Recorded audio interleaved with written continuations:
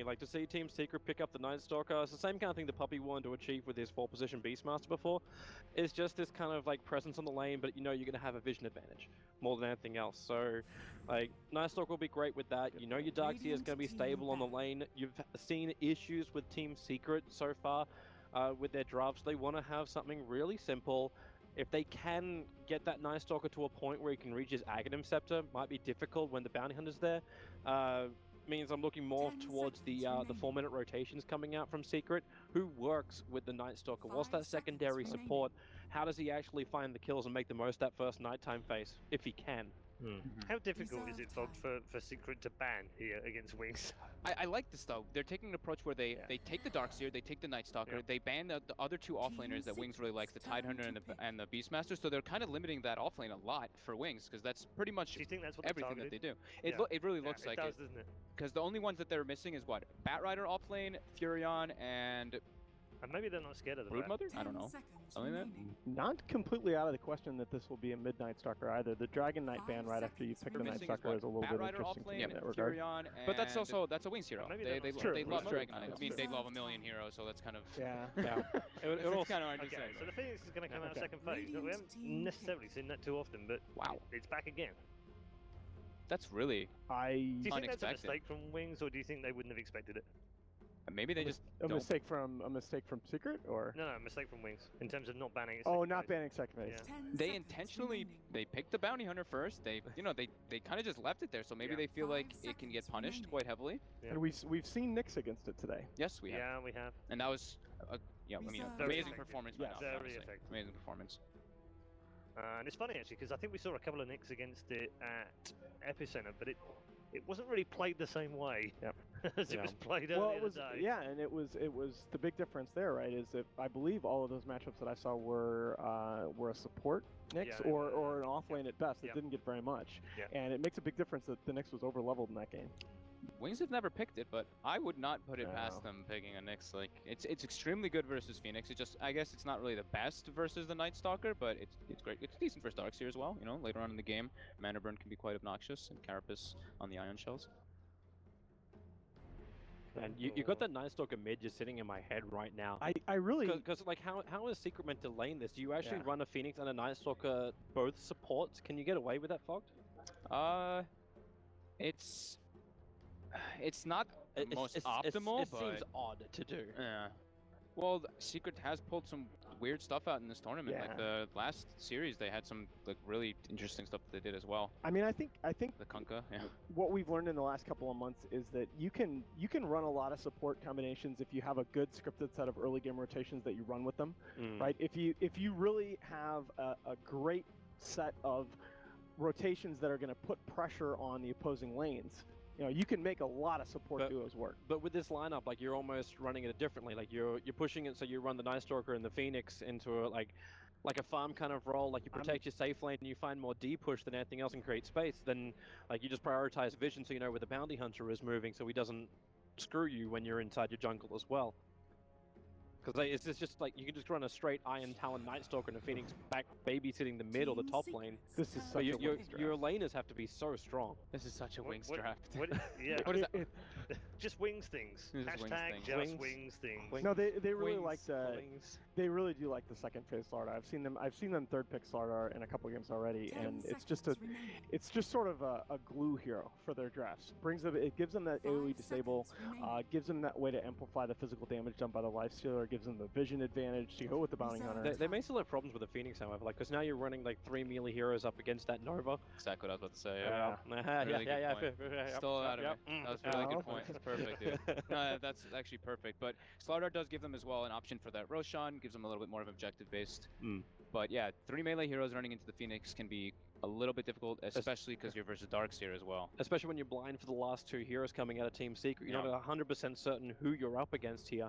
Because like if it is just going to be that mid and the safe laner, like, what do you even get? Now you also know there's like a Slardar or Lifestealer. We go for more AoE control from the puck. So not the Night Stalker mid. Yeah. I didn't really believe in it too much. It didn't feel right. Got a lot of lockdown. They kind of lacking physical damage heavily on Secret though. It's all pretty much magical damage at this point. Yeah, this is feeling more and more like a single core strategy from Secret, and that's just so risky against Wings. It gets Well, very it depends on the core. Like, it depends who you get up against. Like, if you actually can play Ember with vision advantage here, that's where my mind first goes here. Speak of the devil, Wings are going to pick it up. Like, you'd be able to like dodge Slaughter's initiation. The Lifestealer couldn't control you at all. Like, that would have been a great way to go. But instead, Wings, they have the Ember Spirit now.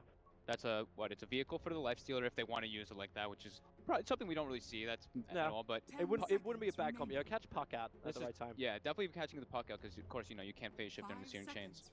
So that's a really interesting pick for them, just to pretty much countering the Puck. And I think Ember Spirit's quite good versus Phoenix. You can get into that backline really easily. I'm wondering how now Team Secret round up their lineup. Because we're still looking for the EE hero. Unless EE, surprising us all, would take Night Stalker, which would probably surprise us all. How does he battle up against Ember, Slaughter, and Lifestealer? You're still running now a 4 melee lineup from Wings. And then they're going to pick Ricky last, right?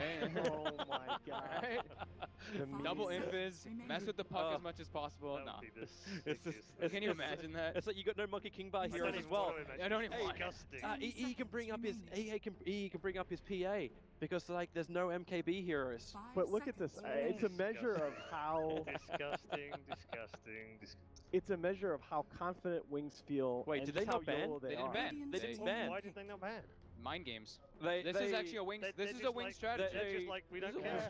It's either that or they maybe just ran out of time and that's no.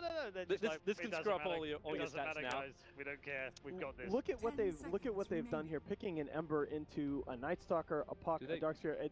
They don't care. They don't care at all. They genuinely don't care. Do they Visage here? Hello? No, okay, they go for Disruptor. So that's pretty much first. Yeah, that's pretty appropriate. Yeah, it's very good versus Darkseer, very good versus Puck and Phoenix. Okay. It doesn't give them really like a lot of gang potential on most of the lanes. However, like it feels like a real passive kind of thing. Like, you can counter it and maybe you can glimpse them back if you got the vision advantage. But like, how do you rotate down to the bot lane and help Lifestealer get a kill against if like Phoenix is down there or Darkseer surges away? You have to have the vision to get the glimpse or the levels to get the glimpse. Yeah. I like that though. The amp plus the glimpse. That's cool. It's a nice that'll work. Nice little cheeky combo. Amp and track plus glimpse. Amp and track, yeah. That'll give you a vision. Nice and cheeky. But okay. Okay. So we were talking about the fact that they didn't have anything like that. Perfect pick potentially. Yeah, I like it. He can kind of be left alone. So that we were talking about is the Phoenix, the best being like kind of like the solo support, you could say, and he can kind of get left alone. But yeah. Okay. Just before we go over to the commentators, very quickly, based on the draft, I'm going to give you the opportunity to predict the entire series. Go, Alan. Basically, predict the entire based on this series? one draft. Yeah. Because you get the draft. Normally, you have to do this before the draft. I'm going to take Wings here. Okay. I'm only saying Wings, but 2-1. Okay. Up against Secret. All right. I'm gonna go Secret. Okay. I'm believing in them. 2 for Wings, 1 for Secret. We gave them a little bit of a chance that time round. Let's head back to the commentary desk for Game 1 of Game 3. Our loser matchup in Group Number B. Letter B. Anyway, this matchup between Team Secret and Wings. Obviously, a lot of hopes riding on both sides. Which one of these two teams is going to end up bottom of their group? Like we're about to see. Game kicks off.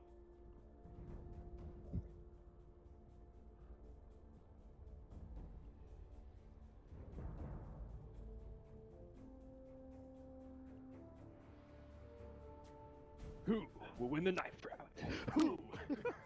Oh, sorry. Oh, man, I can't wait to get out of here. All right, guys. Capitalists and gods. What's your bets, gods? We see this draft. I like Wings. I like Wings a lot here. They were one of my, I think they were a favorite team of a lot of people here, and I like this draft from them quite a bit. Yeah, there's a few heroes which when I see Wings get, I'm just like, okay, they're in their comfort zone. But they've also been losing with some of those. Like the Alchemist Veneris, I'm like, I thought they were really going to win that game early today. They're going to lose it.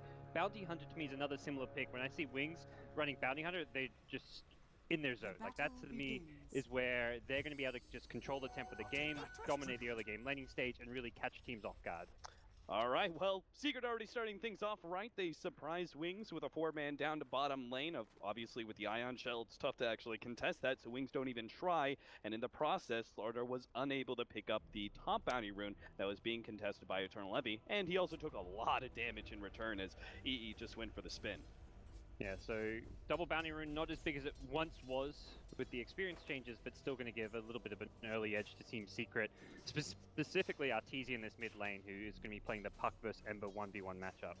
Yeah, this is going to be one of the matchups to really look out for, as well as that bottom lane where we're going to see Universe and Puppey pair up together as an aggro dual lane with the Night Stalker and Darkseer, trying to put pressure on the Lifestealer as early as possible. This is one of the things I like this about the draft, is that it abuses the Bounty Hunter pick quite a bit. It just means you know they're not going to have a very strong safe lane, even though Lifestealer is probably one of the better carries to match up against this. It still has an opportunity to work for Secret. Yeah, it forces this response, which is Bounty Hunter going to be coming towards the bottom lane to effectively tri-lane against the dual lane, but this is just where Secret have to adjust, make sure they don't overextend in this 3v2 setup, and try and deny as much XP as early on as possible, which they're trying to do through this pull camp. This also means that the Slardar is going to be matched up against dual lane of his own. A small little glimpse back, trying to get close enough to be able to get some damage on the Puppey, but he is rather tanky and he's decently fast too, so not really a problem for Secret there. The Phoenix, though, with the Juggernaut, unfortunately, they don't have a hard disable, so Slardar got the should bash. also do pretty well. He went level 1, level 2 bash. If he gets another bash, Oh this my, is crazy. he Looks doesn't like need he's just straight up got the kill with the slow. Oh, the dive! It came just a little bit too late. He finally got that level 2, but half a second too late. Pylai die will be your first blood. I mean, that's Wings in a nutshell. They just do this crazy bonkers shit that you just don't expect. Suddenly, a Slider right-clicks you and it's like a second hit bash or something at level 2. You're just like, as Pylai die there is probably just like scratching his head like, what just happened? I didn't expect that one, that's for sure. Especially like as against the Juggernaut, the spin, they have no disable. You naturally think, oh, he's gonna have sprint because he just wants to be able to get out of range of the spin, and he can play this lane really aggressively. But no. Well, let's play this even more aggressively, apparently, as Slardar is able to pick up the first kill of the game. Now we're going to have our Bounty Hunter trying to rotate into the middle lane. There's preemptively a counter ward left in place by Arteezy, but it's on the far right side here, and it's going to take a solo kill though. Oh, the chains does go out. The Sunrays coming in, trying to heal him up. Arteezy just barely phase shifted that one, but the Shuriken in the end will be able to finish him off. It looks like with a dive, they'll get the counter kill, but still really important that the Ember Spirit is able to kill Artur there and reset this lane. Yeah, the aggressive orb just allowing himself to. The Shuriken in the end needed to get the kill, but if Ember didn't kind of miss micro his hero, it wouldn't have been needed at all. So. Bit of a mistake there from Puck, who is going for its early double null build, so going for this very aggressive early game laning build, but not paying off at all. Yeah, Arteezy really trying to punish the Ember Spirit as much as possible, but obviously that rebounds pretty heavily back onto him. The bounty rune picked up by Phoenix as he heads back up to the top lane, try and keep that Slardar under control, but it's just really not going to happen. As you can see, Slardar is already level 4 and does finally have a level of sprint as well as boots, so shouldn't really be much of an issue. Yeah, with the start that Slardar's had, he should be able to contest this lane pretty well. Oh, nice crush, managing to catch Pylai die as well. He'll take a lot of Sunray damage, but this also means Pylai die is going to be dropping a bit low. The synergy gods of Sunray plus healing wards. Yeah, that's the way to go. I was looking at these two heroes and I'm like, there isn't really much synergy there. You haven't got any kind of setup from Jug to Sunray hero down, but yeah, I guess, like you say, you just spam that Sunray, heal him back up. Envy often goes for more points in the healing ward than a lot of Jug players. And minute 4, Puppey thinks he can get aggressive in eyesight, and he might actually be right, even against the Bounty Hunter who showed up. They get the glimpse back onto Universe, but they now have the Ion Shell Shuriken. Oh! Ever so barely that's enough to be able to finish him off. The Shuriken plus the right-click hit of Shadow Walk. Bounty Hunter is able to finish off the Night Stalker just in time. Yeah, that's unfortunate for Puppey, and that's the start of the night as well. So he's dead at the very start. He can immediately head back out to the lanes, but that's at least maybe a quarter of this nighttime phase wasted. So bit of a hurt to Secret's early game. And this is not that jungle farming Night Stalker. This is just a level 3 Night Stalker who has been dual laning, only has 5 CS, so it's not like he can look to he wants to get something done in this first night, even if it's just like a bit of pressure and harass here and there. Yeah, but unfortunately without the silence, that's going to be even more difficult, as he's just level 3. He's going to try and wrap around on mid, or maybe head up to the top lane. Yeah, they've caught vision of the Bounty Hunter, so they know Innocence is up here. So maybe a better opportunity to try and sneak the kill mid. If he rotates top, he'll just be scouted out by the Bounty Hunter either way. Yeah, He does have dust, though. If he catches the dust at the right time, he could solo kill the bounty hunter, maybe. But obviously, we know that's not going to happen. Yeah, and Blink's going to hit level 6 in this mid lane on his Ember Spirit. So the initiation potential is there. If Arteezy uses his orb, he may just get initiated on by Blink, and that's just going to be a straight up kill here. Disruptor nearby as well, so Arteezy has to play this very carefully. Yeah, maybe the right kind of glimpse. It is only level 1. He went for the extra level in Thunderstrike, I think, in a fight. They get a little quick damage on our tour. He doesn't actually immediately pop the orb, but I think he was hoping to try and bait that one out. So when our tour comes back into lane, maybe the orb is on cooldown for a few seconds, but not the case here. TZ holds on to it. The bounty rune, or the runes in general, going to be covered here by Wings. They're going to be able to pick up the bounty at top lane, regen, raiding at bottom lane. It's definitely not great news that Secret have to spend this entire first nighttime playing passively, but at least they are getting good farm in 2 of the lanes with the Puck and the Juggernaut. The Darkseer's getting a bit out of the off lane plus the jungle, so it's not all bad news for them, but it's a much slower pace than we've come to expect from that 4th position Night Stalker. Normally it's 4 minutes in, roam around the map. You play that like that super bounty hunter almost. And I do think that this, in fact, this is something that Charlie and I were discussing last night over dinner. The fact that we really feel like Secret, in order to succeed, have to be able to put Artur in that space creating role, right? He can't just be more of a farmer, because, you know, Universes, he can't always be able to create all the space in the world for 2 different cores that are greedy as hell. So Arteezy actually playing the Puck, I think, sets Secret up for at least better opportunities than we saw in the previous series. Yeah, and it's a hero that is also somewhat self-sufficient, at least has a way to get away from ganks, so you're not like, it's not like the supports have to commit a ton of time to babysitting him in the mid lane, making sure he has a good time. Yeah, we can actually see that rotation coming out now as Secret gonna move both of their supports from top to bottom, and it looks like they will manage to catch Ice. He's gonna try and dip through the trees here, gonna be attempted to run down by Universe on the Darkseer, but it's not good enough. Clean escape there, and rotation failed. Okay, mid lane looked like there was a bit of an attempted poke from Innocence, but not even getting any damage out onto Arteezy, who has a regen rune. So very static lanes right now for Wings, especially outside of the bounty hunter, who is that kind of roaming hero. But we're not going to see a TP just yet, or any kind of big move from Shadow on the Lifestealer, who's probably the big one who can make that first play should Secret go for a dive. I think that's where he's waiting for some over-aggression out of someone like Puppey on the Night Stalker. Yeah, exactly. Especially since your offlaner is a Slardar, his timing, he peaks really, really high when he has that Blink Dagger, right? And they could have some great combos, but until then, if he really wants to get active as the Lifestealer and use some sort of Infest Bomb, it's probably going to have to be on the Ember Spirit. I think in general, it's just Wings are going to be happy just sitting things out and biding their time, just trying to get to that 15-minute marker where I think they'll hit really strong. Arteezy coming in with the invis, going to look for the coil, will be able to catch Ice. Free kill there, but unfortunately the nature of the Lifestealer makes him too tough to gank. Yeah, just a quick pick, not something they can transition into a tower, so not too meaningful for Secret.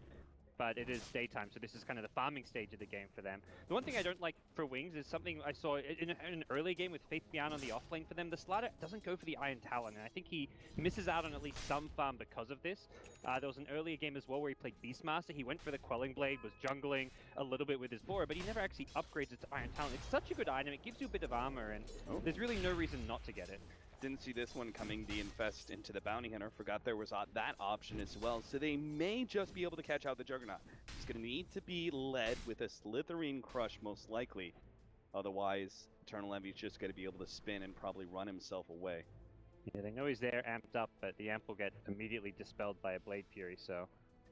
Gonna try punish Puppey's jungle, and that's actually perhaps the much safer, reliable play to make. Yeah.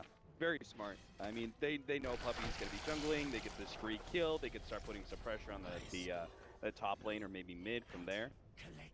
So Wings 4-2 now as they poke out with their safe lane carry, and this also gives the opportunity for Disruptor, and that's another reason, right? You could say that Wings are very likely to play a lot more static in their laning phase. They've got a support there at the bottom lane that needs his level 6, so some space being bought there, but it looks like it's going to be punished almost immediately. And at some point, they also want to get the Bounty Hunters level 6. It's where the Tomb of Experience being added did effectively give a small buff to some of these heroes like Bounty Hunter who roam around. Ice Ice, he throws down his ultimate, managed to catch the Static Storm a little bit on RTZ, but it's actually drawing a lot of damage, and he may still be able to get out of here. The orb actually lands on him, the silence finish him off. RTZ is now left with no escape mechanism except for the surge that comes in just in time for Universe. So clean escape there, forced to TP rotation, but in the end, Wings' cores are still looking pretty decent. They're all behind the Juggernaut and the Puck, but not by much. Yeah, and when we see the Slider Blink Dagger coming online, that's where there will be those first smoke rotations. The Ember Spirit may wait for his boot to travel, so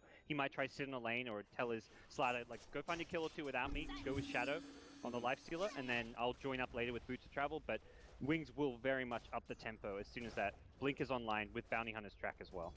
And would you say like Wings is kind of like that 15-minute aggression is one of their signature styles that they're most effective at? Absolutely. That's often, if they don't have like a really big laning stage advantage, and they've drafted around like getting a bit of an edge out of the Bounty Hunter, but Bounty Hunter is one of those heroes where you're not reliant on the early game going well. You have that kind of plan B, which is wait till that around 14, 15 minutes, you get track up, you start playing aggressive, you get kills, and you snowball out of control. So this could be kind of the bread and butter of Wings, and with that Bounty Hunter, they should be able to have that extra bit of oomph to all of their ganks and really be able to build themselves a serious lead. And that means this is also the most critical period of time for Secret to make sure that they don't get run over. And it's also nighttime as well, so they're going to try for it. They've got a really long nighttime. They just popped the darkness. It's going to go to the 12-minute mark and go full dark for Wings. This poor Disruptor, every single time these ganks come his way. He's even gone Trinkle's Windlace for that extra movement speed. This could backfire a lot for Bounty Hunter if he's not careful. It really could with all this smoke. They are going to bring the Ember Spirit down, and they may actually be able to pincer. Oh no, the dive away. Paladin managed to get the Supernova, but immediately the pop out the Rage. Supernova needed support for support. Now they managed to get the Night Stalker as well, and Innocence will be able to get away. Universe pops the Surge and runs himself out, but I think this Ember Spirit, especially with that beautiful blink forward from Faithian, will be able to catch out too. Eternal Envy's also going to fall as they just get right-clicked down by Shadow. 4 down from Secret, make it potentially 5 as Arteezy is going to try and jump back to his orb, but now the Slaughter is going to be able to blink forward, catch him out, manage to get the bash as well. A full wipe at 12.5 minutes in. You couldn't have set it up any better. We said Wings, 15-minute aggression around that period of time. That's what they're best at, and we see it right there. I mean, they were just ready to go. The pieces just fell into place. They only had 3 heroes down there initially, but they were ready for that Secret movement down bottom. Something that it felt like Na'Vi took advantage of as well, just Secret perhaps going for these 2 predictable rotations. It's 12 minutes in, second night phase is there.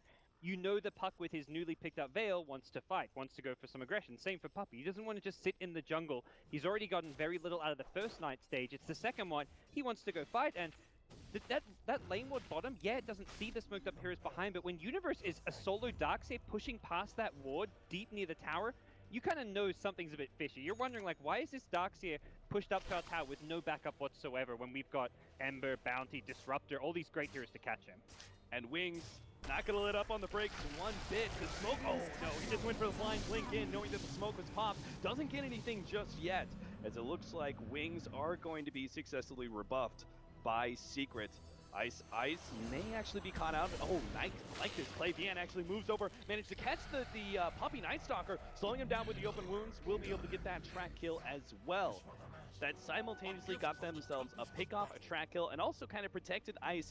If they all just retreated downriver, it might have been the Disruptor, would have been the last one out, and an easy pick-off for Secret instead. Yeah, so they get Bounty's Arcane Boots off of this, and this is such a dangerous stage of the game. And that's with it being nighttime.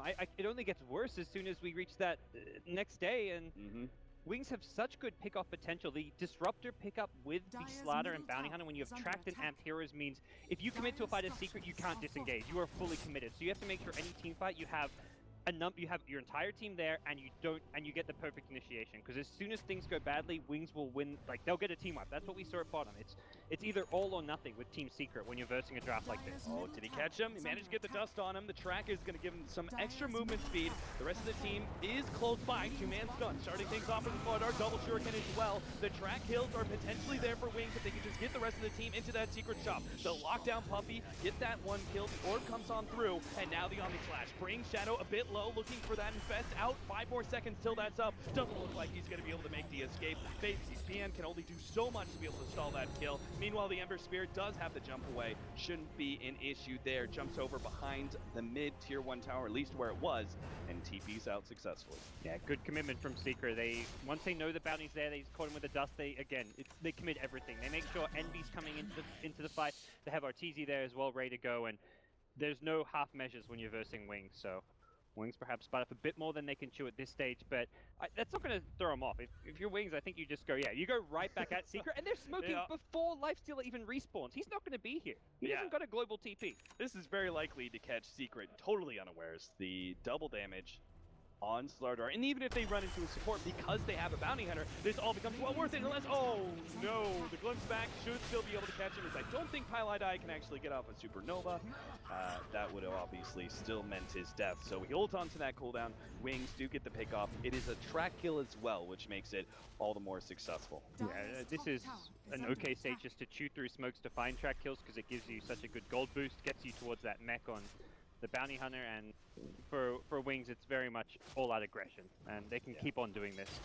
They want to also fight before Arteezy gets the blink dagger where possible, so we'll see how much more they can do. Now that it's daytime once again, I imagine they're going to be looking to use this bounty hunter to try scout out even more pickups. Yeah, that is one of the things about this new build on the puck. It does offer some better times going, 25 minutes. You actually hit really hard. You have all this mobility, but in this weird period of time where you have the veil but you don't have the blink, it's actually something that teams may be able to take advantage of now. Obviously, we saw earlier, they spotted out that ward placement from the bounty hunter, but it's top lane where Secret may be trapped like rats. Puppy does not have a TP out, and he's going to start Iron Taloning his way out to freedom.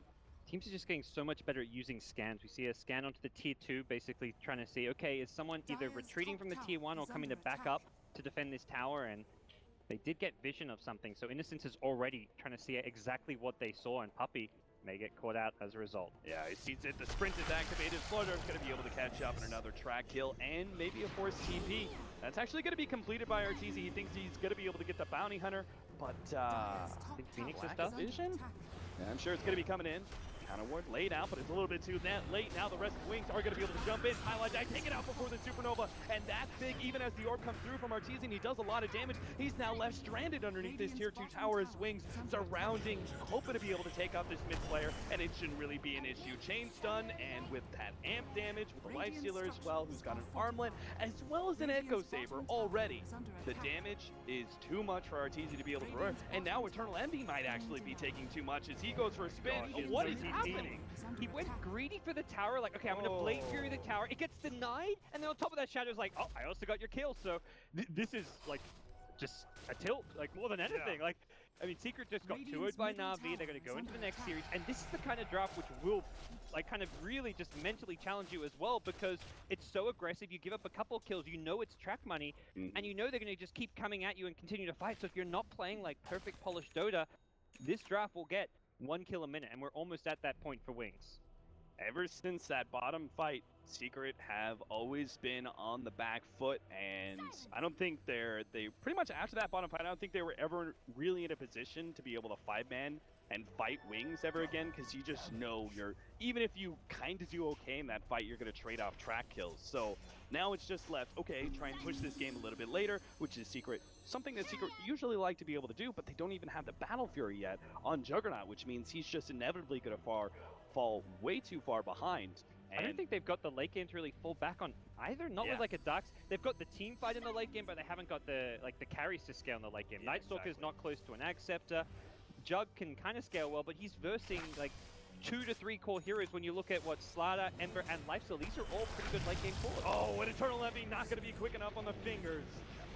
Slithering Crush locks him down. Lifestealer takes him out.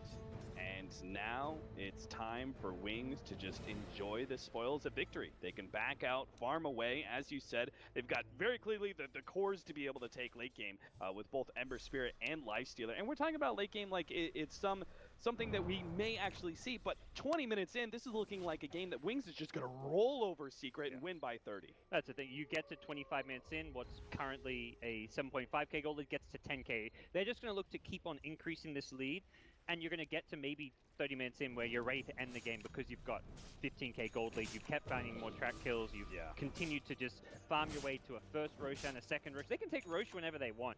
I think more than anything, they're just like, well, taking Rosh is time where we could be pressuring Secret, taking towers, getting kills. So we're just going to wait a little bit and go for Rosh later. Yeah, and this is probably a big part of the reason why Wings were willing to blow smoke after smoke after smoke, right? They knew Secret had to be able to do well in that 15 to 20 minute marker, and if Wings actually rolled over in that period of time, well, there's not much Secret can really do. Eternal Envy is informed enough that he's not going to be a threat at 25 or 30 minutes without a Battle Fury picked up early, and they obviously have the late game to be able to fall back on as well as for Wings. So they throw everything into those periods of time, play ultra aggressive, get the pickoffs they need, and now going to be able to look to go all the more. Puppey's going to be the first target here. They managed to get a decent jump there from Arteezy, but it's just not enough.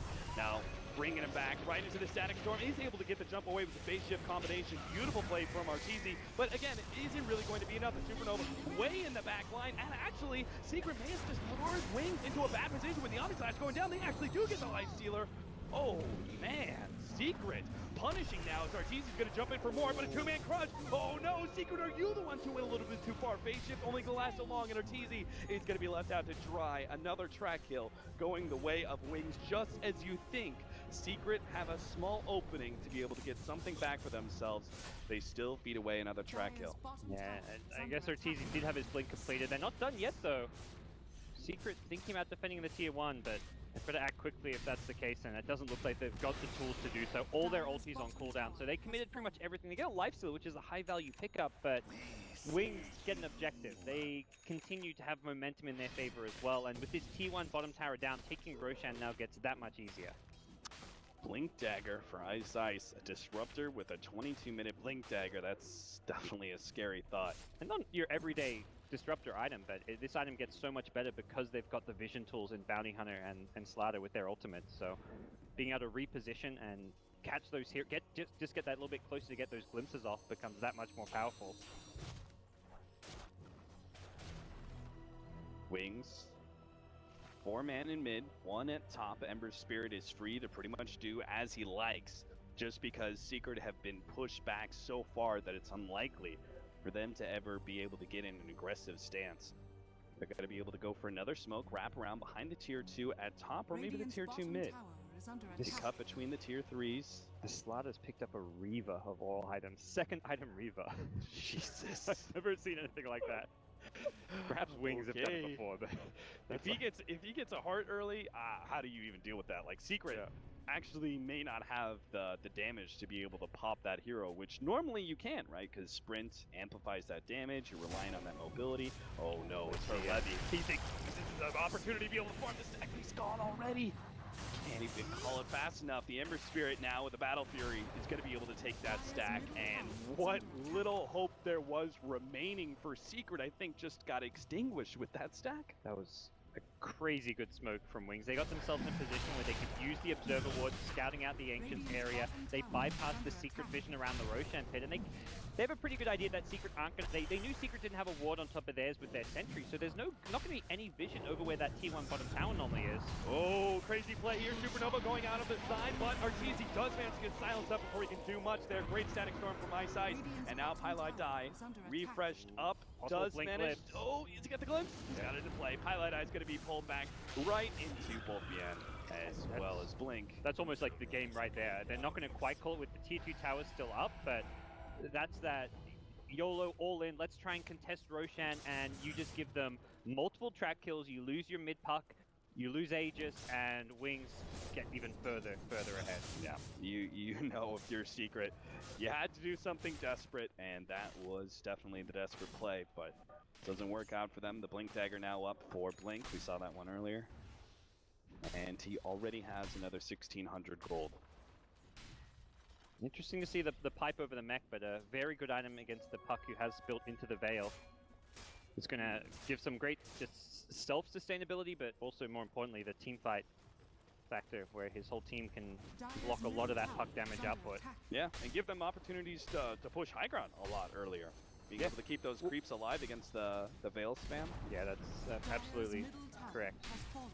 With the Desolator, they can actually challenge some of these tier 2s and even tier 3s rather early on, just considering how far ahead they really are. Looks like they may have found another one here on the left-hand side. We're going to see Eternal Levy. It's going to be Static Stormed immediately. Good combo.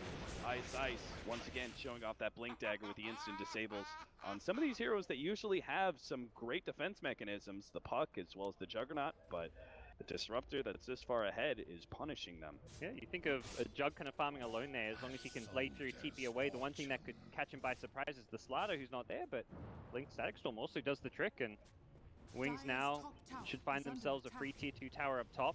I don't really feel it's the time for Secret to fight right now. They're against an Aegis. High ground is going to be your best bet, but Wings, if you stay on your high ground, Wings can always just kind of play the slow roll game. Just maintain map control, deward the entire map, farm your jungle, farm their side of the map, farm your side of the map, and just get further and further ahead. Yeah, what we're really going to see here in the next few minutes is more about Wings than anything else. It's going to be how patient and how disciplined they really want to be in this kind of match, where they very clearly have a gigantic lead, and they could potentially end the game right here in the next 5 minutes, but it does come at a small risk. Very small, but they could keep that risk even smaller if they just spend more time out farming Secret. And every play Secret's making, it feels like a desperation play. The Roche contest, now they're going to go for a 4-man smoke, sit behind Eternal Envy. It's kind of like these desperation smokes that you're just hoping gets yourself in a good position to take a team fight, but realistically, Wings aren't having any of this. Maybe they can get the Ember Spirit, the Blink forward from Arteezy, leading with a Silence. Could have caught out Blink. They may still. Inside the trees? No. Got out in time. Cool. Close, and I believe nighttime. Okay, so we'll be coming back around the 28-minute mark, but it's Wings who are going to cut off the retreat. Yeah, they're going to be able to catch Secret now, running back downwards, maybe realizing that they're trapped on the enemy side of the base. Pylai Die is going to be spotted out here, does have the dive, tries to get away, has track on himself. Just don't think that's going to happen. Not with the Disruptor on the team. Another track kill for Wings. And this is starting to add up. The gem is there for Wings, so they can take out all the vision of Team Secret. And it's just one out of tower for the other. So it seems like, oh, let's say mid lane, they've just dived the high ground. I was about to say, it seems like Wings are taking this slow, but no, they're ready to dive. They take one, make it two, as Puppy's also going to go down. Arteezy can't really stop them with the Dream Coil. They glimpse back Arteezy, phase shifts, blink out, he'll be okay, but only for a few minutes it seems, as Wings are just not going to give Secret any room. I mean, this is game number 1. Maybe Wings going for a psychological play, trying to break their spirit as soon as possible in this series by ending the game outright. And the Slider with the Heart literally just blind blinked onto the high ground of a tier 3 tower and found a crush. And he's like, oh, sweet, that's a kill, I'll take it. Yeah. With the Heart, you can make those kind of plays fearlessly, knowing that Secret just do not have the damage to eat through you fast enough. The Lifestealer inside, they can't challenge you either. There goes the lane of Rax. Wings, happy with the pickoff. Start backing up. Phoenix, I think, hoping to be able to draw Wings back inside, as that's really the only way. Oh, Ice jumps in. Okay, not being able to get that kinetic field, forcing out the Supernova. And okay, now let's really call it a day. Wings will back themselves away. Double chain, never mind. Jump back in, Diane. Missing the crush. The pipe is going to be able to keep them protected a little bit. Secret. It's strange because it keeps feeling like, okay, time to back off Wings. Yeah. Like, you just lost your Aegis, you just wasted No, time. another two-man crush. They're just like, we're so far ahead. Let's keep on going. Yeah. Underneath tier 4 towers. I mean, most of the time you waste Static Storm and Aegis, you have to back off, but like you said, too far ahead. And now the jump in, two-man crush once again with the Lifestealer popping out already. Eternal Envy's gone. No Omni slash opportunities, that's it. Puppy's calling it. The leader says this is not good. Just classic Wings gaming, a kill a minute, aggression, They start off maybe a bit slower in the laning stage, but once they get going, boy, they get going. And this is why, like, the Bounty Hunter is just one of those most banned heroes when you're versing Wings, because their mid-game with Bounty is just scary. I'm not sure what other way to really put it. Secret. An embarrassing defeat here in game number 1 in this best of 3, maybe going out bottom of their group. We can see it here.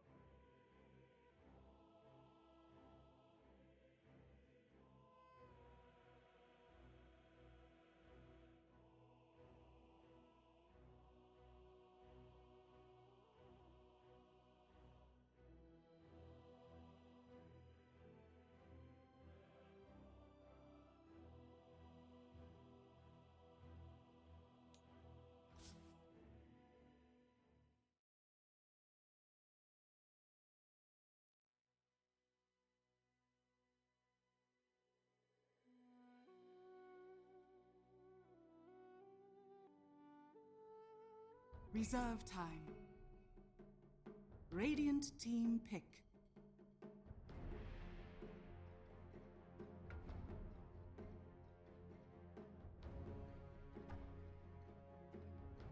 Enchantress. Tidehunter. Team Secrets turn to pick.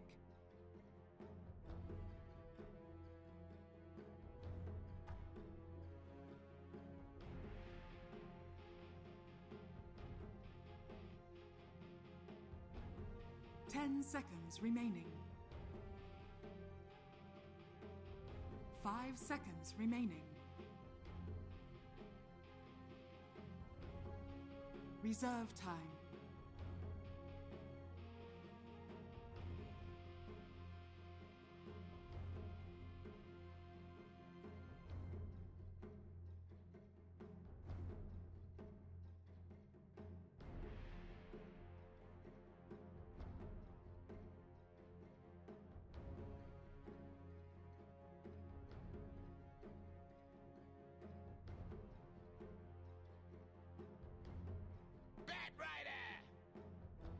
Radiant team ban.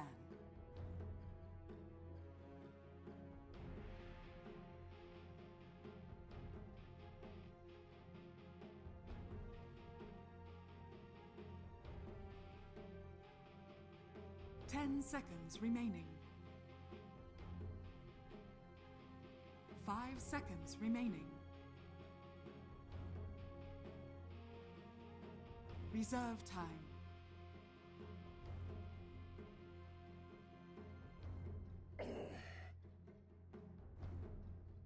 Team Secrets turn to ban.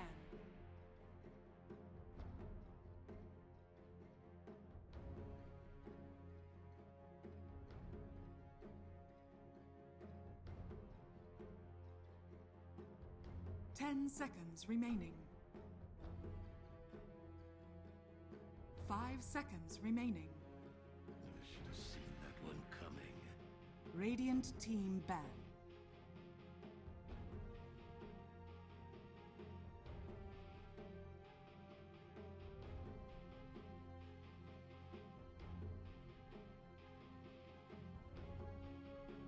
Ten seconds remaining. 5 seconds remaining.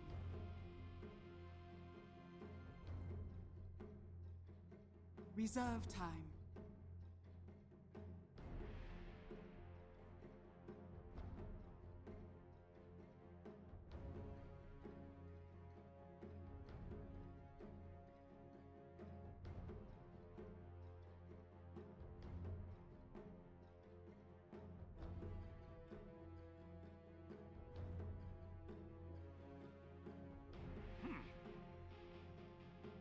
Team Secrets turn to ban.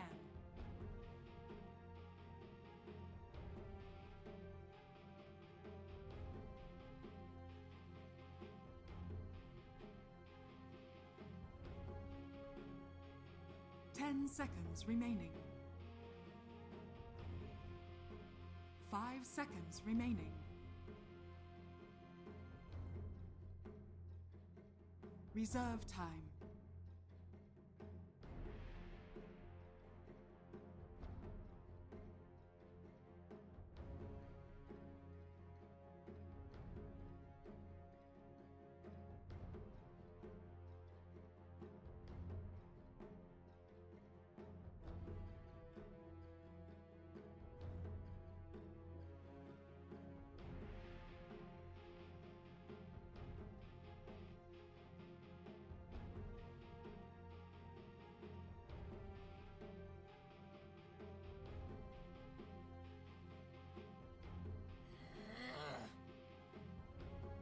Radiant team pick.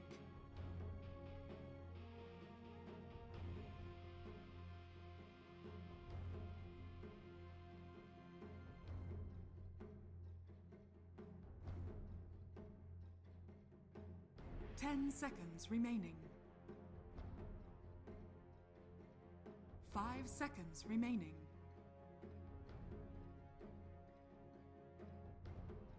Reserve time.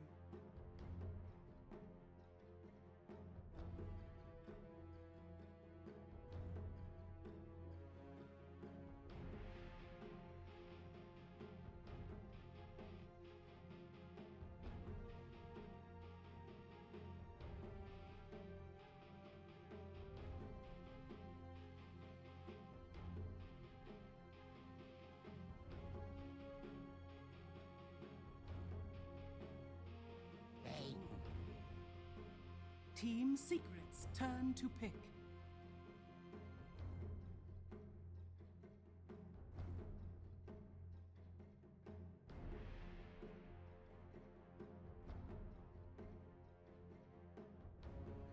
Ten seconds remaining.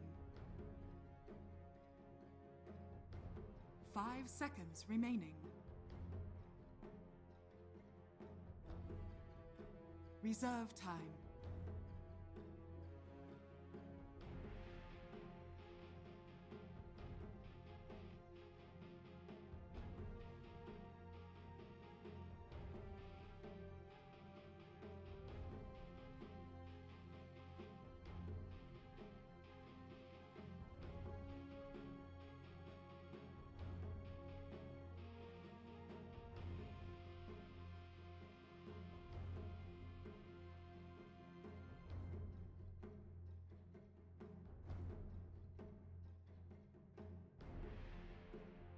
Ten seconds remaining.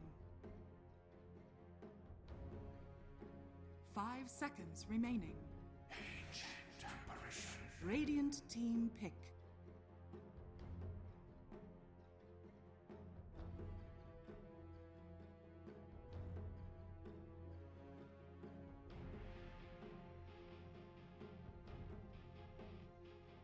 Ten seconds remaining.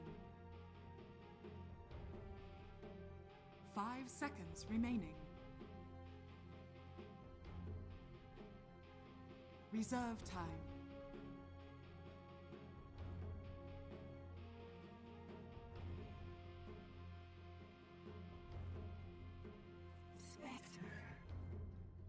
Team Secret's turn to pick.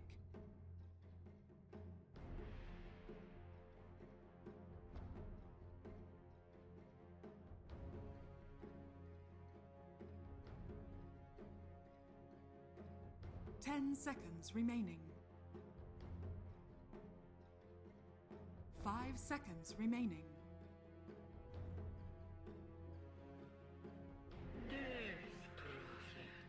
Radiant team ban.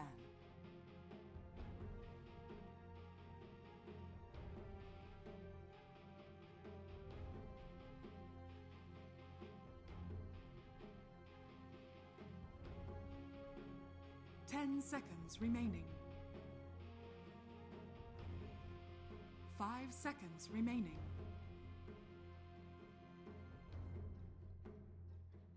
Reserve time.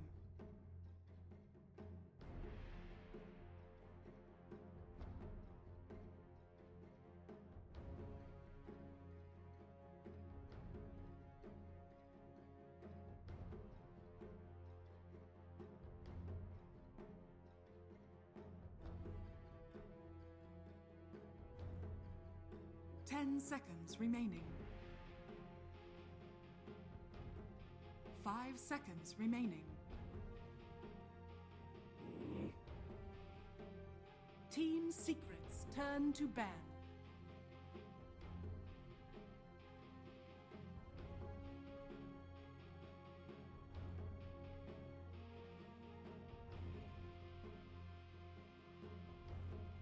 Ten seconds remaining.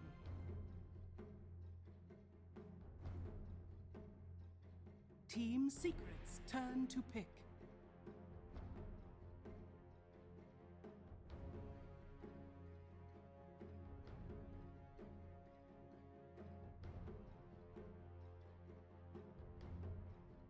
Ten seconds remaining. 5 seconds remaining. Stands ready. Radiant team pick.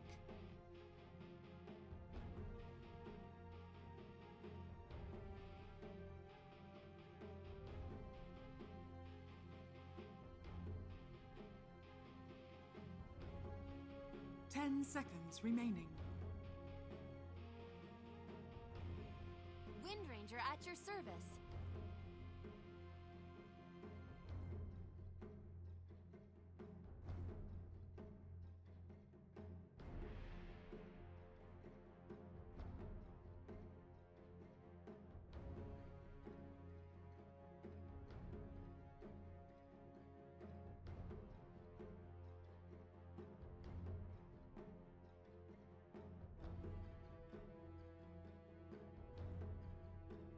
поиграть. О, решили, да, звук нам все-таки. Винкс решили по-серьезки поиграть. На этот раз всеми 5 банами воспользовались, вместо того, чтобы забанить только 4 героев. Да. Ну и, в общем-то, я так еще проверил в первой игре, был ли какой-то коннект или не был. Режиссер даже говорит, что Просто время. всё в порядке, время вышло. Ну, такое бывает иногда. Вспоминаются всякие истории, когда там Нит не забанили, ни одного героя победили. Ну, то есть это не всегда настолько сильно решает. Не придумали они, что банить, и не забанили. Хуже, наверное, когда герой тебя автомат. Да, вот это действительно плохо, но такого, честно говоря, я ни разу не видел. Ну что ж, перейдем к игре. У нас здесь Винкс в смоках, Shadow на спектре, Blink на Wind Ranger, Tidehunter от Fate Beyond, Ice Ice на войне и Innocence на Инча. Секрет, который уже под смоками искать своего противника, представляет это движение. Там позади дальше по лайдай на Виспе, Артизин, это Юниверс на Прайдере, Пупей, на Энцепариш не находит, там такие энчанты. Находит, извините, Виндрейджер, конечно же. Цифон, тут есть Виндран, пытается уйти как-то Блинк, пытается помочь Айсайсу, так подстреет немного между героем противника. И это Блинка не спасает. Ви с последним ударом заканчивает эту атаку, забирают килл, хотя атака может продолжиться, потому что здесь немножко встрял Innocence в одну сторону, в другую сторону. Да, пока только одним киллом довольствуется. Не продолжилась эта атака, и от секретов зашли они так, как вот Power Rangers в свои времена. Довольно-таки любили они буквально вот пару месяцев назад постоянно делать вот такой вот фраг. Довольно часто у них получалось. В этот раз заход получился действительно неплохой. Баунти руны контролятся. Давайте посмотрим, кто забирает. Я увидел, как только Бэйн забрал. А Тут разбили. Так что Винкс... нет, вот Рейнджер все-таки. Позже просто. Личин занимает стики на палм, встречает Айсайс. Вот с Айсайсом, конечно, размениваться по ХП не хочется. Бэйнский герой довольно толстый по своим статам. Да он и не разменивается, он просто выводит крипов сейчас, и Бэйн единственно мог кинуть как-то в слип Юниверса, но слип стоит очень много маны, и сбил Кларити Юниверс смотрительно, поэтому все крипы уходят за ним. Вот горки грамотно встретить и делал это. За крипа ушло. Да, 2 крипа жало. Ну что ж такое, это придется на Тайда, нападение. Очень-очень неприятный герой Operation против Тайдхантера. Кракен Шелл никаким образом не помогает тебе против Чиллинг Тача, и Тайдхантер умирает. Это второй фраг для команды. Тут уже начало бодрое для Team Secret. Нужно было такое командное действие, командное какое-то решение, вот с чего они начали, чтобы принять свой дух такой команды. Да, это, конечно же, пятером выйти под смоками и сделать первый килл. Они это сделали, ну и теперь на плюс морали можно продолжать давить, нужно искать слабые места у Винкс, на линиях там где-то, может быть, и перетяжка каких-то, и давить. Хорошие варды стоят, забанили большой спаун сверху у Ancient, банили средний спаун. Там он раз 3 трудности испытывает, тем временем у нас 3 проблемы, забирает спектру Юниверс, 1 против 2, но забирает его Бэйн в ответку. В любом случае для Юниверса это большой плюс, он здесь зарабатывает соло-фраг против 2 героев, это немножко... Ну и круто, получается в миде ВР-ку убили, ну как в миде первоначально, да, в лесу. Стрял на ФБ. На топе Тайдхантера забрали, снизу спектру забрали. Минус 3 кор героя. И это при первых 2 минутах. Да, это, правда, только начало, и не так много за них получают. Но посмотрим, что будет дальше. Здесь все в руках Enchant, есть у него фок. Не самые лучшие для гада, а вот это уже крипы поинтереснее. Сейчас, возможно, ходить. Да. Деспрофит на варде. Сейчас выходит этот сатир-мучитель. Сама при этом с сатиром-банишером входит в спину. Так, ну давайте посмотрим, удастся ли здесь пробить Деспрофит. На самом деле герой, конечно, не самый простой в плане гангов такого. Можно, конечно, сперва подразмять немного, кидая шоквейвы. Да не играть абсолютно. Есть сифон 2 уровня на 3-м левеле. Сейклс еще как минимум. Больно фуловая, она просто стоит, ну шоквейв, овершот, это пол хп. Плохо размяли, и выходит в спину сатир. Сатир идет за Артизи, пуш пошел, сифон, пауэршот. Отхиливается на развороте, еще и Виз подтягивается на тизер. Какие проблемы сейчас у Innocence? Просто сдувает его Артизи, делает очередной килл. Хайлайт-дай. И так действительно не удалось. О чем и речь, насколько тяжело забирать эту Деспрофит под... Просто даже одного в крипах какого-то, который не может убежать, одного в козу. продолжает развлекать там Юниверс Даблус. Посмотри, что делает, залетает дальше. Был уже САП, Ерип, пытается жить Айсайс, и по 4 стаками Юниверс, конечно, айдет. Серьезно. Левел 4 у него уже есть, ранг буцы, рейстик напалмы, второй Firefly. Очень пассивная дабла. Здесь пока нет левела и артефактов, Бейн ничего не делает вместе с Бэтрайдером. При том, что Бэтрайдер уже и сам поднял себе и транквилы, и 4-й левел уже к 5-му подходит. Пока что все у Secret очень хорошо. Как они будут развивать свое преимущество, это самый главный вопрос сейчас. Потому что все пик-трой, бэк всегда возможен. Пока что не так много проигрывают. Вот мы видим всего 1000 голды. Казалось бы, такая комбинация, Энчантер там ничего не может сделать, гибает при выходе на Артизе. Но всего голды. Это... Да, тут действительно только старт, поэтому 15 говорить, наверное, рано. Троллица руны, видим, что Висп хорошо, прям... Да, руну играет, ну и ботл нужно будет обычно через курьер. Нет, курьер. Вот комментарий. Бейну, Бейн, кстати говоря, в инвизе, того не интересно. Ну вот опять же, убивать Деспрофит опасно. Нечем. Да, левел 5 у нее уже, она стала еще чем то, что они ее атаковали. Нужно переходить в какую-то другую линию. А какую другую линию? Кого тут проще всего забрать? Вообще тут никого уже не просто забрать. Вот Свен именно. убежит. Какого-то суппорта вот пасть сейчас. Ну одному никак. Вот потянет сейчас Enchantress, может быть получится. Кстати, слип, тормозит немного движения Twilight Dive, вот он слип. Расконтролить должны идти Даврстан. Дальше одна быть сетка. И забирают его все-таки. Отличный. Забирают Killing Sprix, который был у Веспа, так вот, ну, фрагов наворовал. Все хорошо, сделали Винкс, не хватило на брейнсап, но дэмэдж хватает. 0 армора у Веспа. Да, и можно продолжать свои движения. Опять-таки заход за спину на Бэтрайдера. Бэтрайдер уже прожал Firefly. Левел 5, ускоряется Спектра. Левел 5, Айсис пытается обойти, но грамотно прячется Юниверс. И Висп, конечно же, тоже оказывается рядом. Всегда, конечно, будет на подстраховке влетать Twilight Eye, у него будут всегда ТПшки, видим, что еще и рендрап себе взял. Ну и вот чувствует, что слишком действовали Винкс, нашли вардер. Все четко. Вот на топе, кстати говоря, вот по идее Свен остался один, а значит Хантер должно быть все более-менее неплохо. Но так и есть. Левел 5, крипов он уже забирает. Появится совсем скоро Аркейн Бокс. Мешать самому Энви фармить здесь невероятно сложно. Тяжело, у Энви есть уже 7-й уровень. Отправился делать статью. Да, он уже делает Артизи сайда. Да, сифон, стан, пару ударов, и формом добьют. Даже сифоном добьют. Да, забирают его, Висп перетягивается сюда для того, чтобы помочь Свену. Возможно, можно сейчас подкушать выку. Профит буквально чуть-чуть. Да и не надо, тут ГД берется. ТДС решили пропить, но стягивают сюда герои Финкс, они не хотят так просто тавер отдавать, здесь уже 3 персонажа. Эрка пробует, возможно, подкидываться павершотами, на так поспамить немного противнику, Айсайс, еще одно ТП. Да, и вот тавер не разбирают здесь. Подефит. Слип, ульт спектры, будет Энви. Спектра идет дальше за Пайлайдаем. Пайлайдаю не очень больно, он спокойно отступает. Ну что, это вся атака от Винкс? Вот так себе. Ну нет, ревейджа не было, шаклшота, ничего не было. Может быть, тогда и не нужно было в эту атаку. Винкс просто сейчас собираются все наверху, единственное, что им остается, это пуш-вышку, иначе это полный провал. Так, собирают быстро крипов, фаер по таверу, ну и секретом либо драться, либо просто отступить. Было бы не так плохо. Да, то есть с одной стороны ты купей получаешь. Dagger right now, so... Yeah, sure enough.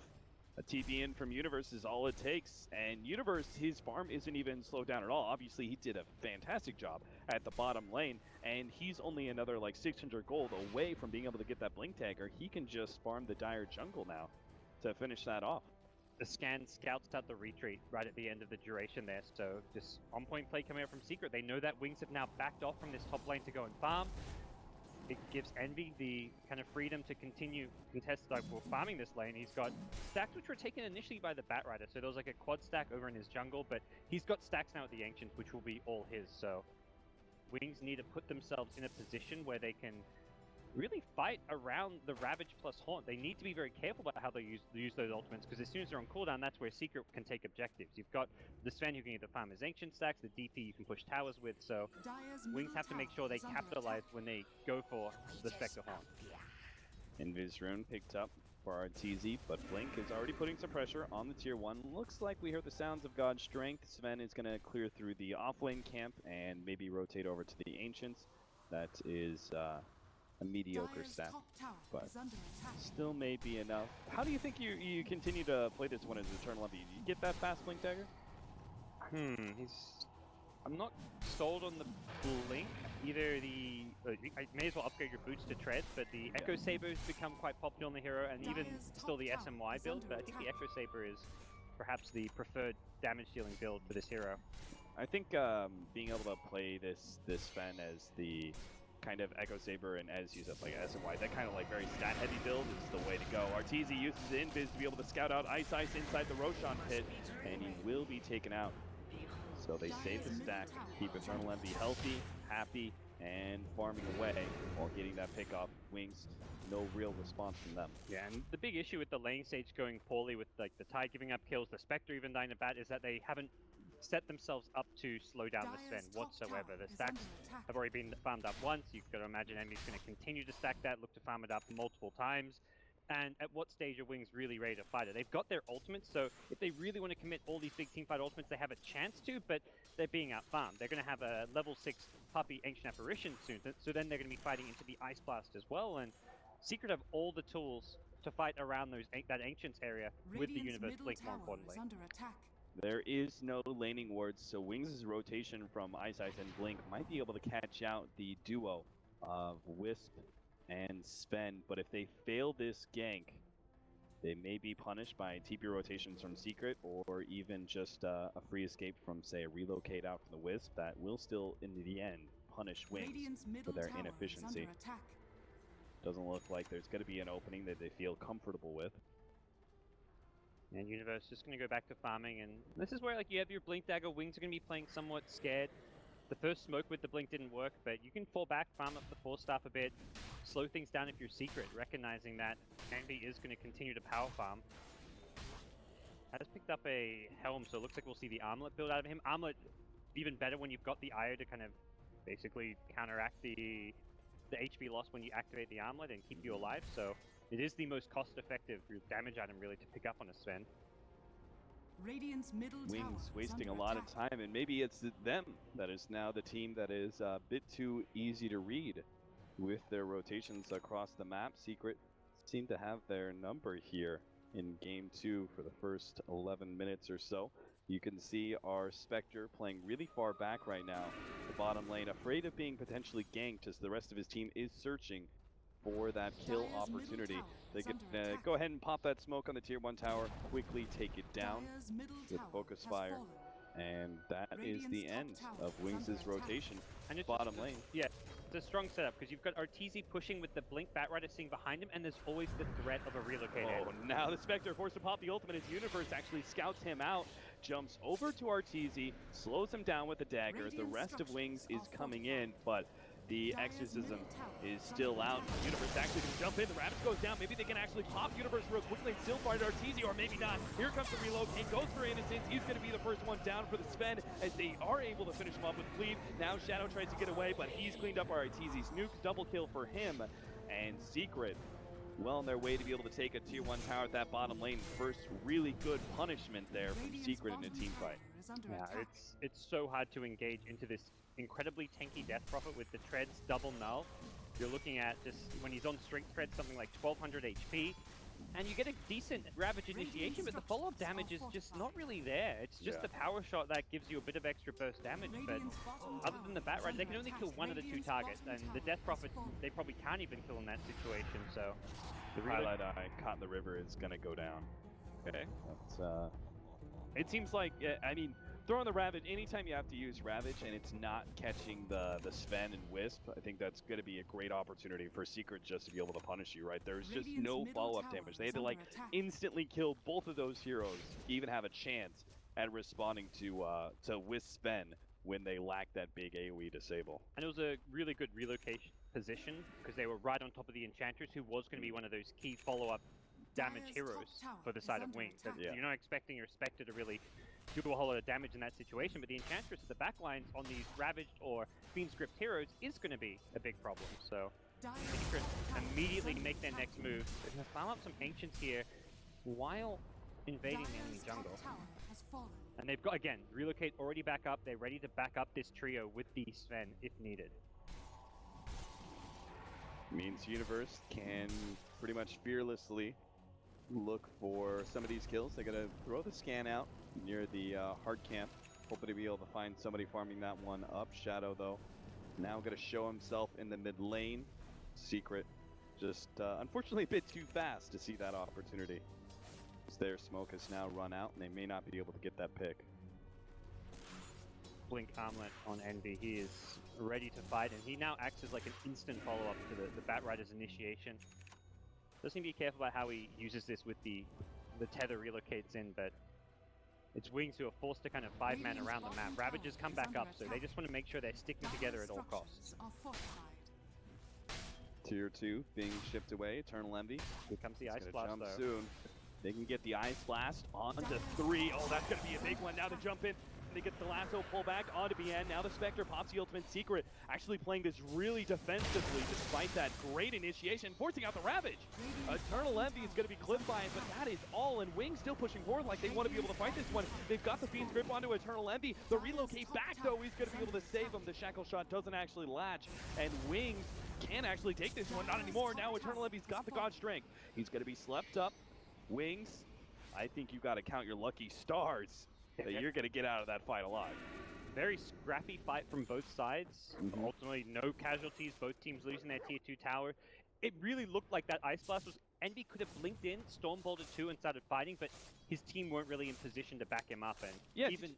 Did you see our TZ's TP? What happened there? Did he cancel somewhere? Must have canceled accidentally. Yeah. I'm not entirely sure on that one. Because that was definitely the reason that Wings felt okay at pushing forward. But I'm agree with you. Even 4 versus 5, that seemed like almost a fight that Secret could have won.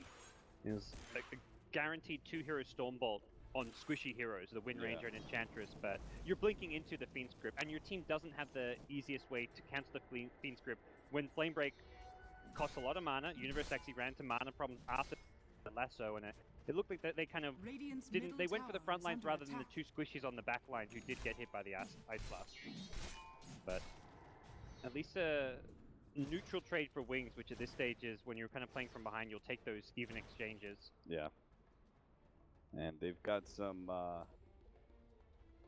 They would have some decent control of the Dire jungle at that point in time, but you've got some really good defensive wards by Secret. They want to be able to protect that, as that is going to be one of Eternal Envy's main sources of farm, bouncing between top lane, jungle, and then going over to the Ancients. Universe is going to try and set up a relocate gank onto Shadow. But Shadow backs up at just the right time. And this is kind of what led to some of Secret's downfall in the earlier games today against Na'Vi. They just went for too much of this kind of solo gameplay where they're not getting their cores involved in. They're still showing it here. Like, despite Secret being ahead, I'm not like convinced by their team play. That fight at top was kind of all over the place. And this game as well, we're seeing Universe kind of go for these solo pickoffs when I think he should be kind of spending more time with Arteezy, with the team, taking objectives. Highlight Eye off the dagger. Eyesight. Oh, actually, just straight up on towards him to get the beam grip, and now the silence. The combo, Ravage actually goes down, but all his wings are so damn low, they're not going to be able to follow this one up real well unless Arteezy actually goes down. The focus fire is going to be able to finish him off. Eyesight gets taken out by Eternal Envy, but he needs the protection of Highlight Eye. What? Blink? Hello. Fake checks the wards, and now they actually might be able to have enough to be able to go forward. Ice Blast onto Shadow, but Eternal Envy couldn't get the right click. Universe jumps forward, catches Innocence, and they will be able to get a 4th kill. Not Spectre, but instead the Enchantress. Both teams not really showing their A game here. Wings in game number 2. Misplays like that from Wind Ranger, just chasing unnecessarily and just dying to the spirits of the IO. An unnecessary chase. They'd had at least an okay fight up until that point, trading the Death Prophet for the Bane and the Tide, at least like a core for your off lane plus a support. It wasn't too bad, and then they give away 2 more, so Wings not really looking like themselves here.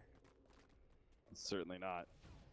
Secret, though, at least in a position to succeed, and this has very much come from, like, when they can get away with this kind of greed with a hero like Sven, that's great for them, and I feel like they may fall back on playing a lot of Sven in this tournament, playing heroes like Alchemist, because they may just be more comfortable in these games where they can outfarm their opponents. Yeah. And that really does seem to be the case, as sure enough, that 5,000 gold lead from the Sven over the Spectre is already here at 18 minutes, and that's very likely to grow even worse over time. Shadow did pick up an Invis rune at the top lane, not that he's really going to be able to do a whole lot with this. Scouts out Arteezy, and that's really all. None of his team rotating over, try and go for some sort of weird gank. Instead, Wings, I think they really just got to focus on getting some farm and letting Secret come to them in the next 5 minutes or so, because I'm not sure if these team fights are really going to change unless they start getting some bigger items. But they disagree. They're going to go for the 4-man smoke. I'm kind of totally in agreement with you. If they find a straight up 5v5 team fight into Exorcism and God Strength, I think they get crushed. So they need to try and isolate the IO +1, because often Secret setup is going to have 3 heroes somewhere on the map with the IO backing up the carry Sven. Oh, Sven actually blinking forward straight into Bian. They will be able to get a really good Fiend script. Highlight Die in the background has to go for the relocate out and will be able to save Eternal Envy. Ooh, importantly, there was no Ravage to catch Pylai Die on the relocate in. They had Ravage, it was up in 2 seconds, they could have won that fight. Yeah. They do have it now though, so this gets very risky for Secret, who may be forced to, who may try and re-engage. With God Strength down, no relocate, Ravage still up, even if Fiend's Grip is not. And Pylai Die might have actually just put himself too far forward. Oh! The combination of nukes, they just left that open a little bit longer. Maybe Bian could have gotten an anchor smash or something. That would have been enough to finish him off, but he's very deep by himself here, but has he got some sort of escape? He really doesn't. He's got teammates coming fast though. Radiant's Will be middle tower okay, is and under attack. Secret actually may be able to pick up a really early Roshan. Yeah, sure enough. They see Spectre top, they know Horn's down, and this is it's still an okay phase of the game for Wings. They're not losing fights, they're building towards the Radiant, so they're effectively fighting without 4,000 of their net worth, with the Spectre just picking up the Relic now. So we're very much at that stage of the game where, if anything, Wings just want to try and get a pick-off or two, or have a slight, or trade evenly in a team fight when they've got their ultimates, and then back off and farm. They trade evenly by just not losing anyone, and Secret transition into a Roshan/Aegis, but they need to get more than that if they want to really put Wings down here in game number 2. Yeah. It is kind of interesting. We're going to get to see a different side of Secret in this tournament, a Secret that's actually ahead, and how they're going to be able to perform with that kind of lead. Because as you said, like, this is a team that does prefer to be able to have more of a farmy, like, late game oriented style, and they've already managed to do well in the first 20 minutes. They should be able to build this up even further, barring any major mistakes. And we'll see whether or not those mistakes do come. Puppey is going to be caught out trying to do the counter warding. It looks like maybe just a free one-off. The relocate also going to be coming down onto Bian. He does have the Ravage. He wants the blow to be able to save himself, and he does so. They did get the Ancient Apparition, and Bian will be able to escape. But it looks like they're just going to try and go for the kill onto Pylai Die. He did bring the Sven back, so never mind. Down to bottom lane, so now that he's gone, they're actually going to go for Artur. Managed to get the sleep onto him. Dagger will wake him back up, but they managed to get the Hellfire Smash as well there. Arteezy turns around for the silence. Actually now going for the Spirit Siphon with Universe jumping in. The ultimate goes out from the Spectre, but it doesn't really seem to be enough. Arteezy, there's just not enough damage to be able to focus him down, and it's in starts throwing out their shots, and now Eternal Envy is here. He's going to go straight for Blink, forcing that win run out of him, while Arteezy's right in the middle of 2 different heroes, should be able to take out both rather easily. Eternal Envy's going to be the focus of this focus fire, and he's actually dropping pretty damn fast. The Ice Blast coming in, not going to be able to land, but Arteezy still looking for the chase. Innocence being slowed down. Looks like Universe should be able to get in front of him with the Bat Rider. And a 1-for-3 exchange there, clearly to the favor of Secret. It's still like, it doesn't feel awful for Wings. Like trading 1 for 3 when they kill the Sven of all heroes. Yeah. They're buying time against the Aegis. It's Secret who come out on top of that one, but it's not like, okay, they're really starting to snowball. I still don't feel like they've done enough to completely keep Wings out of this game. The Radiance timing is at least going to be decent for Wings. The win range has stayed alive. Like, that Sven kill gave them a lot of money. You're looking at 660 gold just for the kill itself, and Yeah, the stats actually agreed with you. They were slightly ahead in gold from that exchange. With a 1 for 3. Yeah, yeah, but with a 1 for 3. And before that, they'd killed the AA. So yeah, it was kind of a separate fight, but at least Wings, for the most part, are holding their own here in the mid game, despite their gold deficit, despite the fact Spectre didn't have a Radiance until now. Yeah.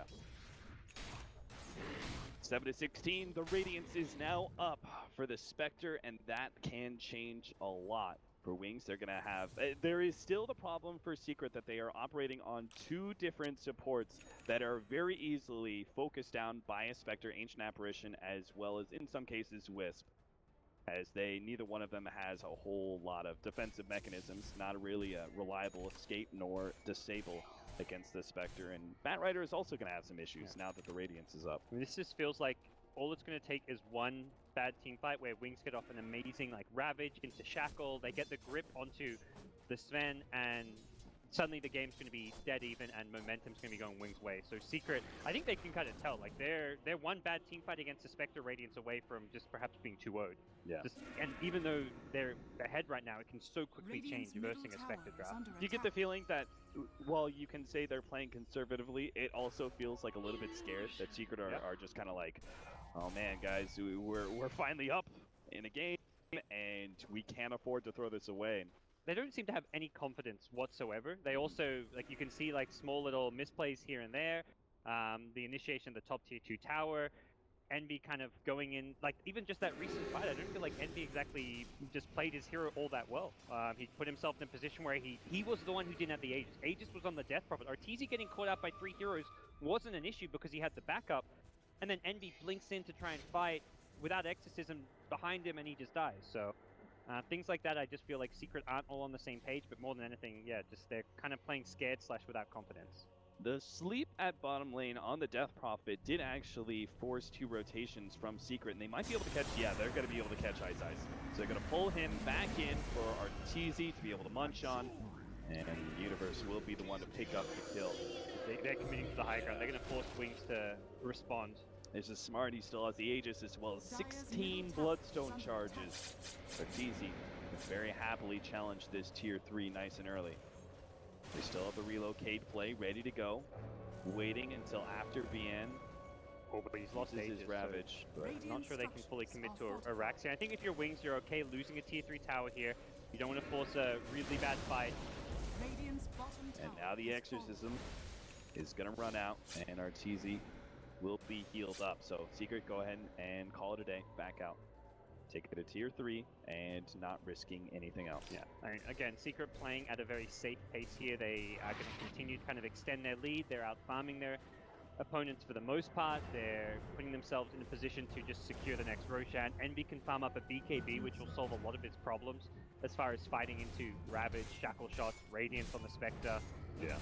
Negate a lot of the damage up, and it means that it's just the Fiend script to worry about. But nice scan there from the Dire. Will be able to catch Wings as they smoked up and running through the river. They even draw the exact path that Wings is going to be heading into. They cut across into the Dire jungle, and Secret looks like they're going to be grouping up on the top side and might be able to catch something here. The Radiant now using their scan in the mid. I think they were hoping that that little bit of red meant that somebody was coming out of middle and into the lanes, but rather quite the opposite. Yeah, Envy kind of trying to bait here, knowing he has the relocate to back him up, but gonna see much come from this. And now the wards will scout out Wings' exact position in the jungle. So Secret likely to try and take a team fight again pretty soon. They've got another Exorcism. They are in good fighting shape with the Shiva's Guard up soon on Arteezy. Got a lot of farm ready to go. It's just really Envy's Sven who's maybe missing that next big item. What is this farm at? 3,600? What do you think he's waiting on? I think it really has to be the BKB, or at least that to me makes the most sense. So once he has that BKB, that's kind of like a serious peak for Secret at that point in time, where they could rather easily go high ground if they wanted to. It's an item you often don't want to get too early on in the game, but I think we're hitting that point where Secret with the next Aegis will be able to go for a lane of Rax, and that's where you want to have BKB against the Ravage. Right. So I think he's made the right call not going for the BKB earlier on in his item build, but we're there now. 4k gold. Envy, what's it going to be? And Wings themselves just grouped up around mid. They want to stick as 5 for the most part. Maybe they go as 4 and have the Haunt to back them up, but... You call it BKB, and Shiva's ready to go. We'll see what Secret do from here. Wings are still the ones actually pushing forward, though. They've got the focus fire on the tier 2 tower, chipping away at it. I'm sure Secret not going to let this one go to start mounting their response with the universe. And that means a quick blink back from Wings on the retreat. And this is still a fairly squishy Spectre, so in these fights, if Sven gets on top of Spectre with a Stormbolt in Godstring form with BKB, Spectre will melt very quickly. Yeah, this definitely seems like a game where Shadow's gonna have to play much more of a guerrilla style hit and run. In Dream scenario is he finds the IO in the back lines, kills him off to start things. Yeah. Then tries to clean up heroes like Ancient Apparition, even Batrider, and kiting the 2 other cores, because those 2 others seem to be too tanky to actually force down even Arteezy. That many Bloodstone charges and that much armor now, thanks to the Shivas as well as the Veil. It's gonna be tough to rip through with physical damage at least.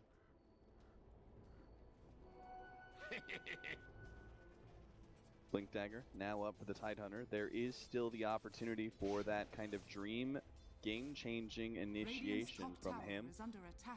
But that seems to be the only way right now for Wings to be able to win a fight. They're going to be able to jump here in the top lane. Go for Eternal Envy, actually pops the BKB. Ravage goes down, trying to stop that relocate, but the relocate still actually goes down. Eternal Envy is going to be Fiend scripted up. Miscommunication from Secret, but Eternal Envy maybe just farmed enough to be able to do okay here. He gets at least the Tide before he ends up dying. Now, Pylai Die is going to be brought right back. What was that, Gods? A relocate save was there, but he pops the BKB. Yeah, he couldn't tether him. And also, like, it looked like Io was actually going to die before the relocate, because Spectre did a really good job of finding, and he gets vision of the Io, and he actually jumps on the Io over the Sven just to try and go for that kill, but like you say, you don't pop your BKB there if you're a Sven. You're up against a Bane, you're not going to be able to BKB your way out of that situation. You don't even have a TP, so the BKB definitely not the play, and Envy gives away a big kill to the side of Wings. That's the kind of, it's not the big team fight loss, but it's a pretty big kill for Shadow, who now completes a full Manta style off of it. Wind Ranger completes a full Aghanim Scepter off of it.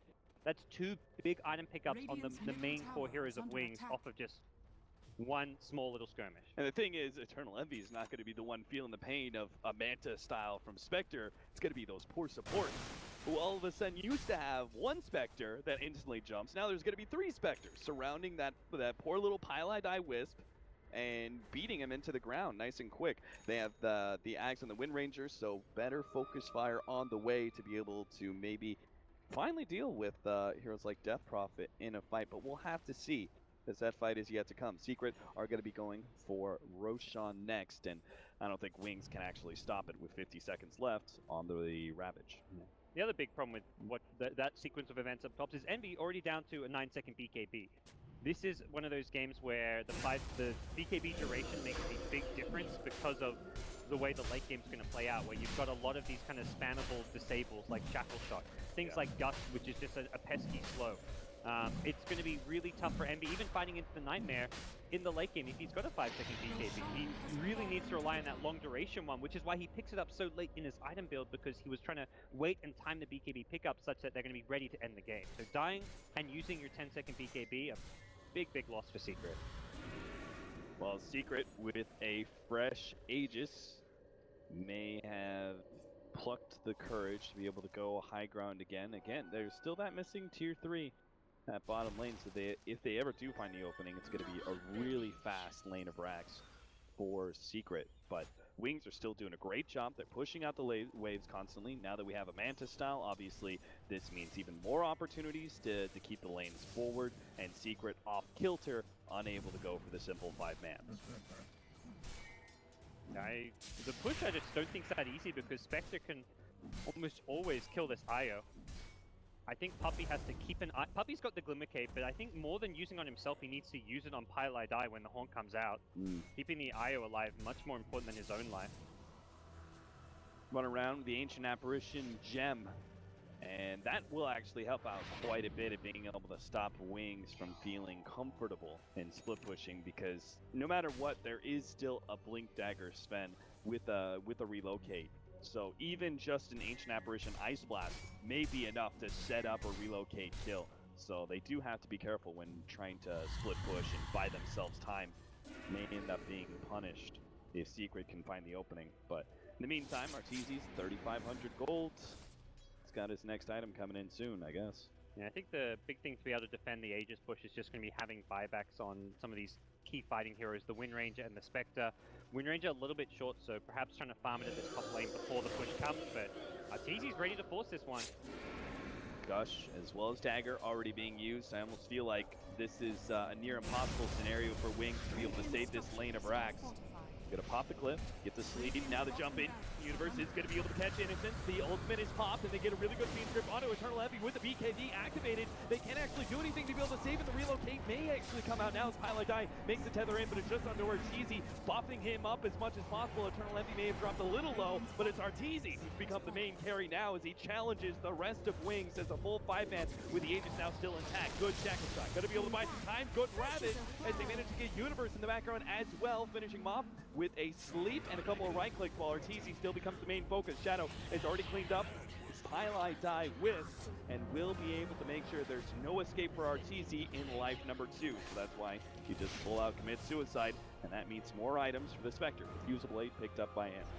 Yeah, they lose Rax, and importantly, yeah, Secret get their first lane. It's far from game over off of that, but it was a much needed lane of Rax, given that it was the second Roshan, and Wings were starting to claw their way back into the game with the Spectre Radiance, with the Wind Ranger Aghanim Scepter, so big ultimate's gone cooldown, so Secret could look to fight on respawn, but more likely than not, they're going to be a little bit cautious in doing so because they've lost that Aegis. Yeah, they can't afford to lose that fight on their side of the base. And it was that's for sure. Pilot Eye having a Glimmer Cape of his own in that fight, making a big difference. Also go for a really good tether. Spectre haunted on top of the IO, but then he tethered a really long distance to get away from the Spectre who was attacking him. So he tethered into the enemy base. He eventually dies, but he kind of wasted a good 5 seconds of Shadow's time. Yeah. Where he could have been going for the AA or the Bat Rider as well to follow up that initial kill on IO. More split pushing from Shadow as he's attempting to use the Manta to do so. Other than that, Secret, you think they wait on the next stages before trying to go to the tier 2s at mid or top? Yeah, I'm pretty sure the play is just going to be wait next Roshan, get Aegis and Cheese, and then go for another lane of Rax. Kind of as we saw, where it's almost a bit of brute force, where you're like, okay, we've got enough building damage with the God Strength and the Exorcism, as well as sustainability, the IO who has a relocate save, the Aegis, the Cheese, that even if we commit too hard and lose a couple lives, we're gonna get a Rax here, or at least a tier 3 tower perhaps. So bit by bit they can brute force their way through the wing space. Secret, knowing that there is no Ravage for at least another 30 seconds, they are going to go for a smoke, an attempted pick onto the Tidehunter. Not going to be able to get Jim, but they will be able to get Ice instead. Pulling him back in, that's a free kill for sure. As he tries to go for the deny on himself in Nightmare, but no possibility. And now with that, they may actually be able to still go high ground. Still waiting on that Ravage. No Bane for 45 seconds. Jump forward, shackle shot, not actually the latch, and a really great silence is the return from Arteezy. They're not even worrying about heroes at this point in time. They take the building. Melee Rax down, and now try and get out of here. Good blink away just in time by the Sven, trying to get some distance. Shadow, he's going to go for the jump forward, though. Managed to get Pylai die. What else can they get? Arteezy managed to run himself back while Puppey TP's away. Eternal Envy would be a great kill, but unfortunately the power shot not on point, and Eternal Envy blinks himself away. They're still going to try and catch him, it looks like. If they can get close enough for a dagger and maybe a shackle shot, but it doesn't latch to anything. Force Staff comes out. Dagger is going to slow down Eternal Envy even further. They follow the dagger to where it's going. Eternal Envy gets the blink out, though. And I think that spells the end. Wings were desperate for some kills after losing their second melee Rax, but all they got was a wisp from that.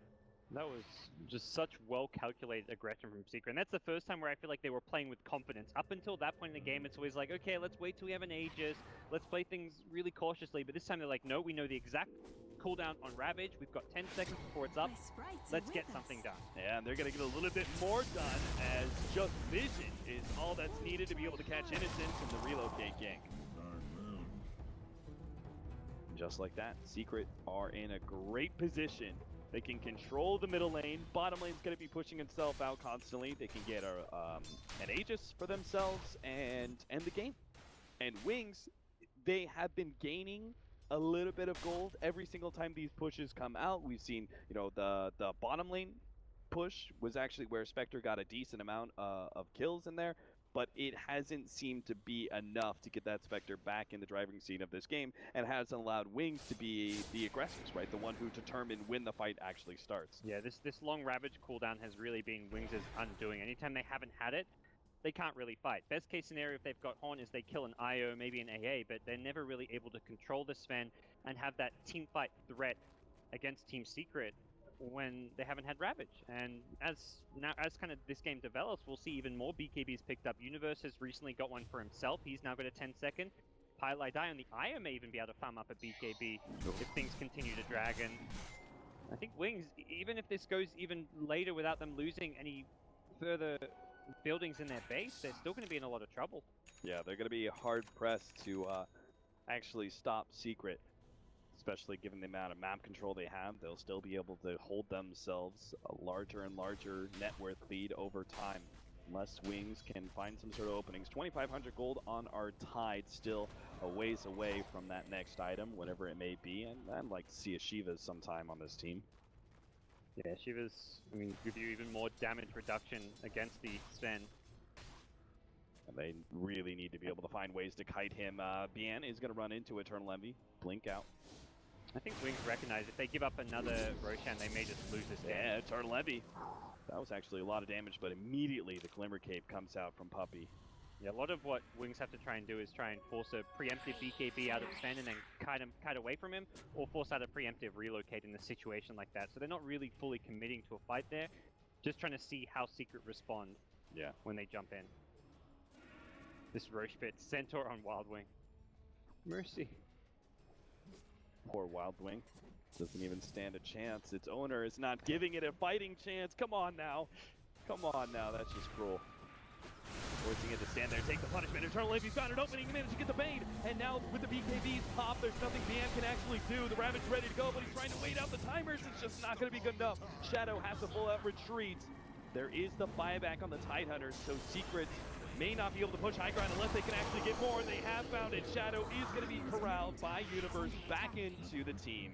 And now Wings, if they hope to be able to defend, whether it's Roshan or potentially even a high ground, I guess there's still the tier 2 that they have up the top lane, and Roshan is not up for another 47 seconds. Wings are actually really lucky in that regard. Yeah, they're not going to be forced to buy back or anything, but no Roche loss, but as soon as that Roche is back up, Secret are going to be heading into it, and it's at least a reasonably long time until the next Exorcism comes online with the 70 seconds further on cooldown. Something that Wings are going to be very wary of. They will have Spectre back alive, but the problem is the Spectre Haunt cooldown matches that Exorcism, so by the time they have another Haunt, there will be an Exorcism on the side of Team Secret. Daedalus, Sven. Oh dear. Somebody is gonna get smoked, man.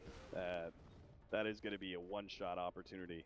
Yeah, one of these supports. Even without this item, that last fight, Bane got 3-shotted, and that's one of the big problem here is for someone like Sven. Envy, if he can catch the Bane at the start of the fight, quickly burst him down before any kind of response is possible, and there is no response available if you get the stun of the Bane, because none of Wings' teammates can actually save him in that scenario. They haven't got any the force up is on the Bane. The BKB piercing disable is on the Bane, so they're all in on this Bane to deal with the Sven BKB. Feeding into Roshan. Big man doesn't stand a chance against Eternal Envy. Full out 6-slotted Sven with a wisp behind him, increasing that attack speed. And Wings, well, they're just waiting for their doom, essentially. Secret, get every advantage that they need. It's going to be an Aegis for Arteezy, a cheese to Pilot Die. Yeah, that's really nice to have, because he's the one always getting jumped by the Spectre, and he can then just tether a teammate who's also taking damage, heal himself while healing any teammate back to full HP as well. Oh, and a double damage, just a casual side rune pickup as well. So they'll go for the tier 2 at top lane.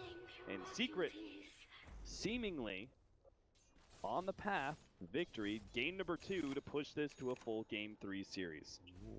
BKB for Spectre. I'm not sure this is the item that saves the game for you. Radiant's top tower is under We'll attack. see how it works. Tier 2 now down. The top lane Radiant's top is tower exposed. has fallen. The scan from Secret. They're actually anticipating this play, but they used the smoke a little Radiant's bit, top the scan a tower little is bit under too early. attack. But hey, guess what? No one's defending the high ground. Yeah. I wonder what that's about. And Spectre, when he defends, it's going to pop out of smoke, so this gets even more obvious. Oh dear. Oh, Arteezy. Oh, the smoke actually pops. Now the BKB activated. They're going to go for innocence here. Easy. 1300 damage critical. Sleep goes down from eyesight. I have no idea what Wings are planning now with their 2 supports already down. Be Ravage, ready to go. The BKBs are down, so this will be a successful stun on many of these heroes, but are they actually ever going to have the damage? The God Strength is going to be running out soon, but now the Exorcism comes out from Arteezy. He's going to be challenging Shadow immediately. Eternal Envy is going to be taking some focus fire damage, but really it's just not enough as Arteezy is challenging anybody to fight him. Now to go for the back line. They will maybe be able to get for Eternal Envy as Highlight Eye barely managed to keep him alive as EE just doesn't care. He's going for the racks, and there they get it. Forcing out the GG call from Wing. Secret will push this to a game 3 and keep their hopes alive in this group. Ooh, some really good IO play this game coming out from Highlight Eye. Just finding numerous saves. Even at the end there, got to the tether with the cheese to keep Envy alive a bit longer. But I think the big problem for Wings was the laning stage going as badly as it did. They tried to force a few ganks, like they were diving the Death Prophet mid and just feeding him extra kills when Pilot Eye TP'd in. And on top of that, they were entirely dependent on the Tide Ravage to fight, and that just really was their undoing here. Anytime it was on cooldown, yeah, Roshan going the way of Secret, the Raxes were falling, so... That's what I like to see. That kind of sheepish grin on Eternal Envy.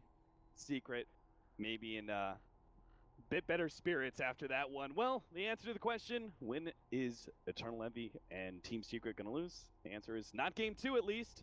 Panel coming up. Thanks very much, Capitalist and Gods there.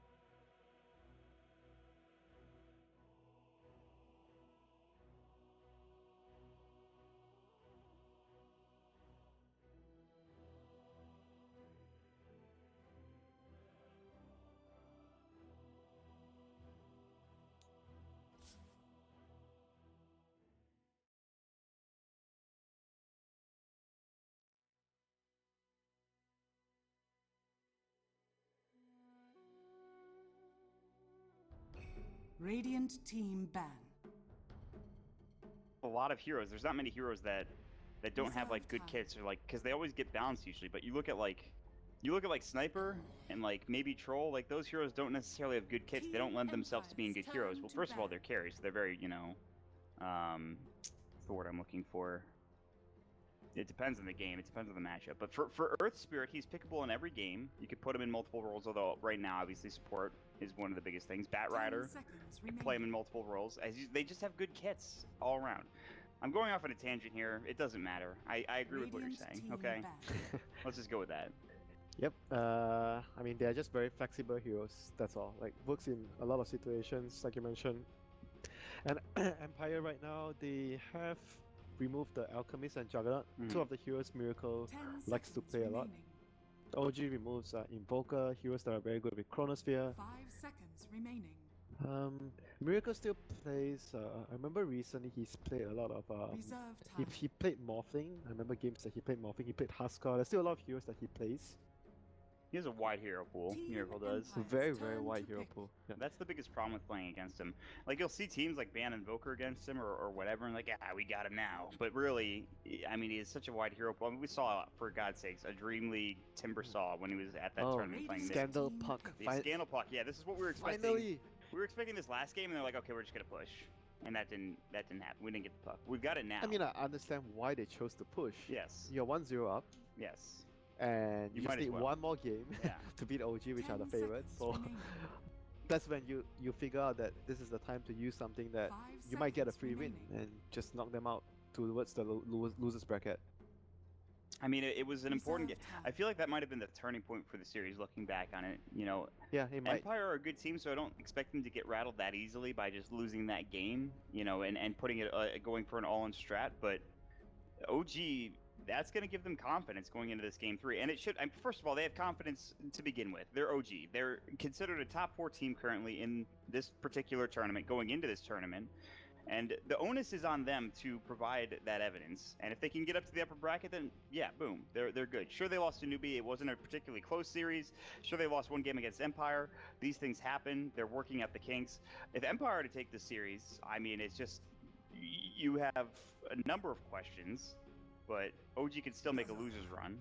There's a lot at stake here, is all that I'm saying, and they will pick up the Dazzle for OG. Yeah, I was thinking either Dazzle or Kotal, Keeper of the Light, because I know that when they don't get the Phoenix, those are the other 2 heroes they put on Fly, mainly. Heroes that are able to save targets or deal damage from a distance. I mean, Dazzle is really great versus the Chronosphere, so that's about it. It's much better in terms of if you compare it to Keeper of the Light, so they chose to go for that. And Empire now, they have a lot of setup. They have Chronosphere, they have Call, Dream Call, so they need damage. They need heroes that deal damage. I know Ramses plays a lot of Gyrocopter, it's still available here. Yeah. Pretty good with both those 2 setups. Lifestealer's been banned, no shock there. No Jug. Gyrocopter is still available, by the way, like you were mentioning earlier, so Empire could definitely go down that route. They might not even pick it 4th. What do they still need besides a safe lane carry? And they could put Void theoretically safe lane. I'm not sure if how much do they do that? Do they do that a lot? I'm not sure. That's a good question. They went for support that deals with the Bat Rider, so that's pretty understandable. So Oracle's gonna be their lane support. I just don't like it so much where you put Oracle and Phoenix together. Like, I don't like this pairing so much.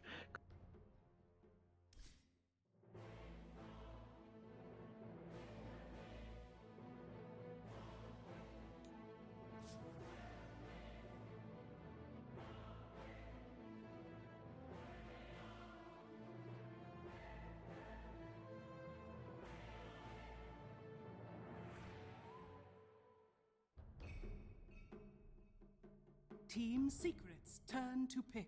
Didn't have a coach. It's perfect. I love it. No, I tried the exercise actually before, because people there were a couple people who I speak to in Dota that I respect that said, okay, well, Wings is gonna get figured out. And so I tried this exercise before this tournament. I said, okay, if I'm scouting them, if I'm putting together a dossier on them for another team, what do I write up? What are the main points? And the dossier would have been like 60 pages long. Like it's either 60 pages or 2 pages. They run at you, or here's all the different things that they've done with these different hero sets, because they're very diverse in what they do. There's a puck on Secret. Well, this does also feel like a that's actually also a pick deny as well. pick. Yes, Toby. We're on it. We're on it, man. We're on it. Like we were saying, the self-sufficient solo laners in puck is one of those. So that's But I like that pick. But this now also means that Team Secret are revealed two of their lanes. Like that's RTZ mid and that's a Beastmaster off.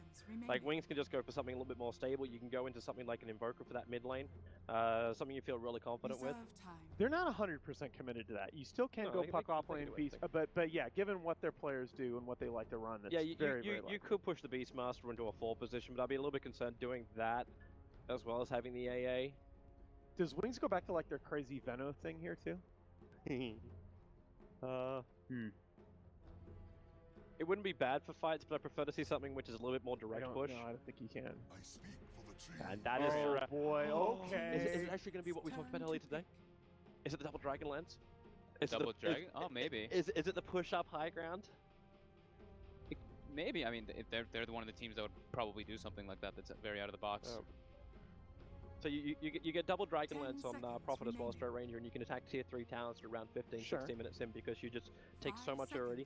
And like it's not even a sieging high ground. You actually assault the high ground by doing it. Yeah, but that's all like it's all well and good on paper, but then you have a team in Secret that already has multiple ways to initiate into you while you're doing that. Like that's not. It's pretty scary. I'm not saying it's a flawless strat. I also think that they could just be prepping for taking a game to the late stages because they see the puck picked up, they see the Beastmaster picked up. They know it's probably going to be a single core draft. I hate so it, they have though. Drow, and then they have Furin, and then if they go for another core. No, Giannis, I hate that idea just because. So Furion, I believe in this patch, it's similar stat 2 in the last patch, but in this patch I believe he's 2-11 in 50+ minute games. Yes. Drow falls off precipitously past about 45 minutes. This is early push. You give yourself a window by doing that. Yeah, it's gotta be early you push. Just use your army. Like you bring in a whole bunch of treants, they back up when you're pushing. The Ember Spirit from Secret, I like that this is nice for really Secret. Good. They invest a lot into their late game. They know if they can make it past this early push of Wings, they're going to be in a real solid position. But Wings have really good push themselves. They can burn through these buildings. This is why I wanted them to ban the Wind Ranger over the Bat Rider, because we all know Envy likes to go toward that Ember Spirit. It's one of his go-to comfort heroes, but at the same time, the Wind Ranger is a bit of a natural counter to the Ember Spirit, and you've got the Drow Aura, of course, on top of that in this game. Any minus armor is going to end the Ember Spirit. Ricky, last one, really? Ricky ban. That's actually not that bad. It's not what I was thinking, though. I was thinking, like, still something that's going to support the push. Something like Chen, even if you want to start triggering people, Jakiro. Yeah, you haven't brought that one up. I thought you would have since Epicenter. A lot of people talking about mid THD. I've got some inside information. I'm sorry, Red. We're gonna see tomorrow. I blew your secret. Oh wow.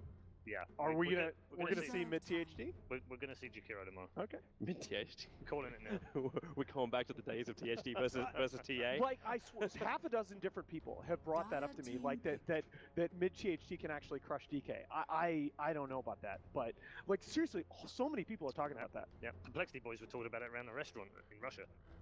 Yep. Huh. They really were. And they definitely brought their A game to this event already. Yeah. Shut up, Toby. Wow. That was a good PM. That really was. Swindle's and I are good. We're fine. Wow. Dark's here, Ben. He's definitely not going to be happy with today, but he'll also take it on the chin. All right, final 2 picks. Dark's here, Ben's a bit weird. So what? Visage is there. And I just stay simple. Take Lion. Lion's probably the most appropriate just to deal with this Ember Spirit. I mean, of course, that's not a Wings. That's not a Wings hero, though. Yeah.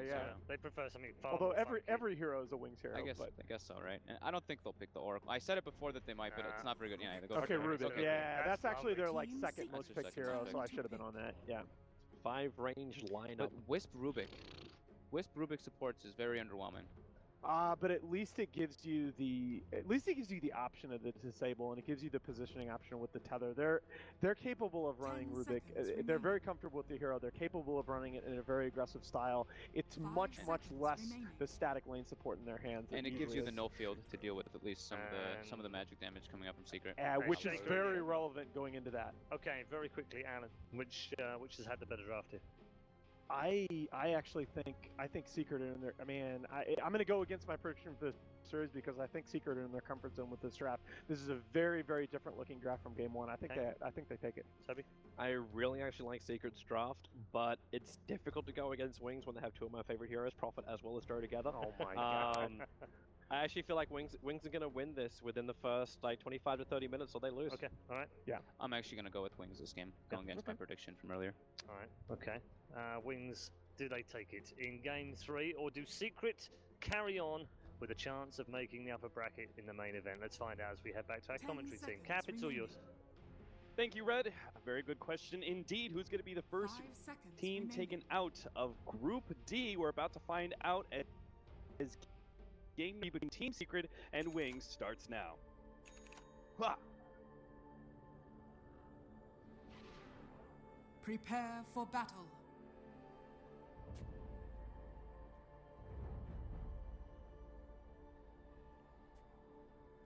God damn it, God. Are you prepared? Every single time now I hear who, that's always going to be in my head. All right, well, here we have the Team Secret side.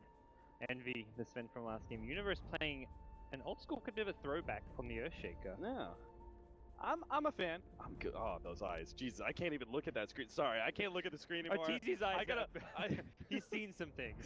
Yeah, he's seen Secret playing apparently. No, game 3, Wings, Secret, things.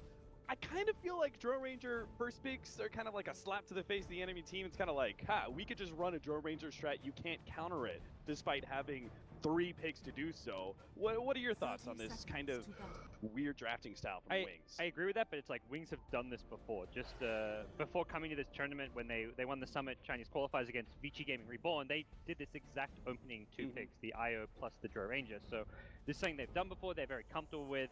And being on that dire side, it can snowball out of control very quickly. And I think something important that Fog mentioned was when they see the Puck plus Beastmaster, they're probably thinking like we can actually also go pretty well into the late game. You look at just the cores alone, like Wind Ranger, Nature's Prophet, Drone Ranger against what Puck, Beastmaster. I guess Beastmaster's kind of the jungling, but let's say he's one of the 3 cores. Ember Spirit, like the late game of Secret's actually not that scary. It is just pretty much all in the hands of the Ember Spirit when it comes to the real damage late game. But now we have an Earthshaker off lane, and also the support of Ancient Apparition scales decently well into the late. Wings will have, I think, plenty of opportunities to be able to win this game, but it's going to come in some very specific timings. And one of the earliest ones is obviously going to be our laning phase, where we've got a Wind Ranger matched up against a Puck, but the Wind Ranger's got the extra Drone Ranger aura. And then bottom lane, you've got Bian as a Furion, but he's also got the damage, and he's putting to use against Eternal Envy. He's taken so much damage already. Yeah, has boots so he can chase even further if he wants to. But yeah, this is not a fun lane for Envy from the get-go. Pilot Eye not really there to zone, and Ice has done a solo smoke bottom on Rubik, so perhaps thinking they can get this early kill, although Envy's back to full HP, so he's going to have to wait for some harass here first. I mean, he's probably still right, though. Pilot Eye is going to step a little bit too far forward, gets the telekinesis, and with all that right-click damage, it's going to be real easy for Ice to pick up the first blood. Not going to Faith Beyond, which would have been the ideal hero to get it, because you get the fast phase boots, but still pretty good with Ice getting the early money. And for obvious reasons, the Drone Ranger lane is also going to go quite well. Earthshaker, I mean, in that regard, I would say that Beastmaster offlane, probably actually, that's like one of the few lanes you probably wouldn't do real well, and you'd have to just go jungle anyway, so it does kind of make sense to pick up one of those heroes like the old, Earthshaker offlane or the Clockwork offlane or something like that, that is able to just get a little something out of scenarios that most other offlaners cannot. Yeah, and they're not really expecting the Earthshaker to be like that big scary farm core here in the late game. Puppy's going to probably be more farm than Universe throughout this entire game, but this is very much just setting up, getting as much farm out of the map as possible. Oh, Bien, that was not the play. Tries to go for the teleport out, doesn't actually make it. Ice turns around, gets a little more damage on Pilot Eye, but almost dies in the process. Good play though by Secrets. The Furion is kind of like the cat chasing the mouse, the dog chasing the cat. Chasing after Ice, Furion chases out to the Ancient Apparition, but in the end, it's going to be Eternal Envy who's the Supreme Predator. Meanwhile, Arteezy may actually go down in the middle lane. He's got a phase shift, dodges both of those projectiles. Bien had it. Oh, what a treant! Okay. That treant has done his dues. He can retire happy. Yeah, he really can. He's gonna get a little bit more. They're gonna get a boar as well. Get him, sick him. All right. Cruelty. Somebody call Peter. Well, GP back to mid, but Puppy, I think you need to go back to base, my friend. a bit I of don't a think the scrappy, Furion's gonna leave you alone. scrappy early game, but yeah. Oh boy, Puppy needs to be careful here actually. Yeah, he really does. There is the Sprout ready to go, so Bian's gonna be able to block out Puppy a little bit more. Looks like should still be fine though. Puppy's okay. Draws Arteezy over here. Now the Ancient Apparition actually coming in from the side while Arteezy takes a break from the mid lane to get some revenge on Bian and will be able to do so. I think too aggressive from Bian. This is still, you're 3 minutes in, Bian.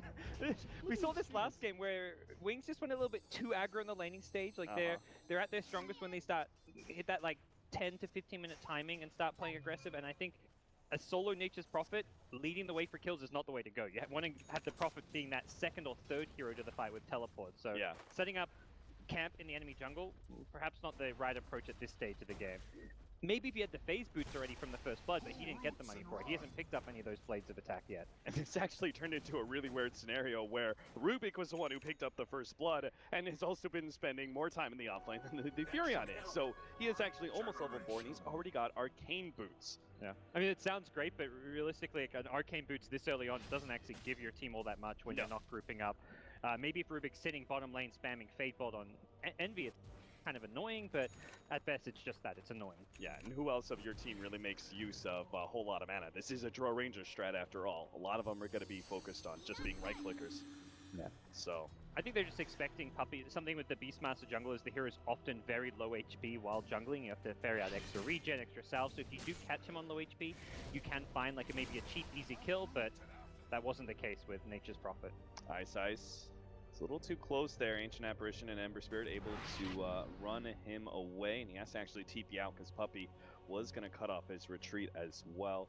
We haven't really talked too much about Universe, but he actually rotated down to the bottom lane. Obviously, that top lane is just never going to be a whole lot of fun for him. He's already picked up the Soul Ring just to kind of Fisher spam his way to some success, but in the end, the laning phase is still going to go much better for Wings. It seemed, at least at first, with the Furion kills and Arteezy actually kind of getting back into the swing of things, he's evened up in CS against Blink. Yeah. And they're kind of lacking kill potential in the puck. Something that you'd normally see like a Wind Ranger like Dandy do is max Shackle Shot in this mid lane. I think it's a much better way to play. You're going to get more damage out of the Focus Fire when you're playing with the Precision Aura on your team, and that's where you're much better off going for the max Shackle build. So I think Blink perhaps not as comfortable playing something like a Wind Ranger mid with the Drow, and also with the Nature's Prophet TPing in, you want to have that extra bit of disable for the Shackle. The Sprout even sets up the free Shackle, so... Yeah, exactly. Top tower is under attack. We'll see. Level 6 now means marksmanship is up, so a lot of extra damage output coming from all of the Wings heroes. Puppy is pretty much 3 position, at least when it comes to farm priority now. Earthshaker, unable to do anything at the top lane, is very rapidly falling farther and farther behind, but that really is what an Earthshaker or Clockwork offlaners do. They just need some levels.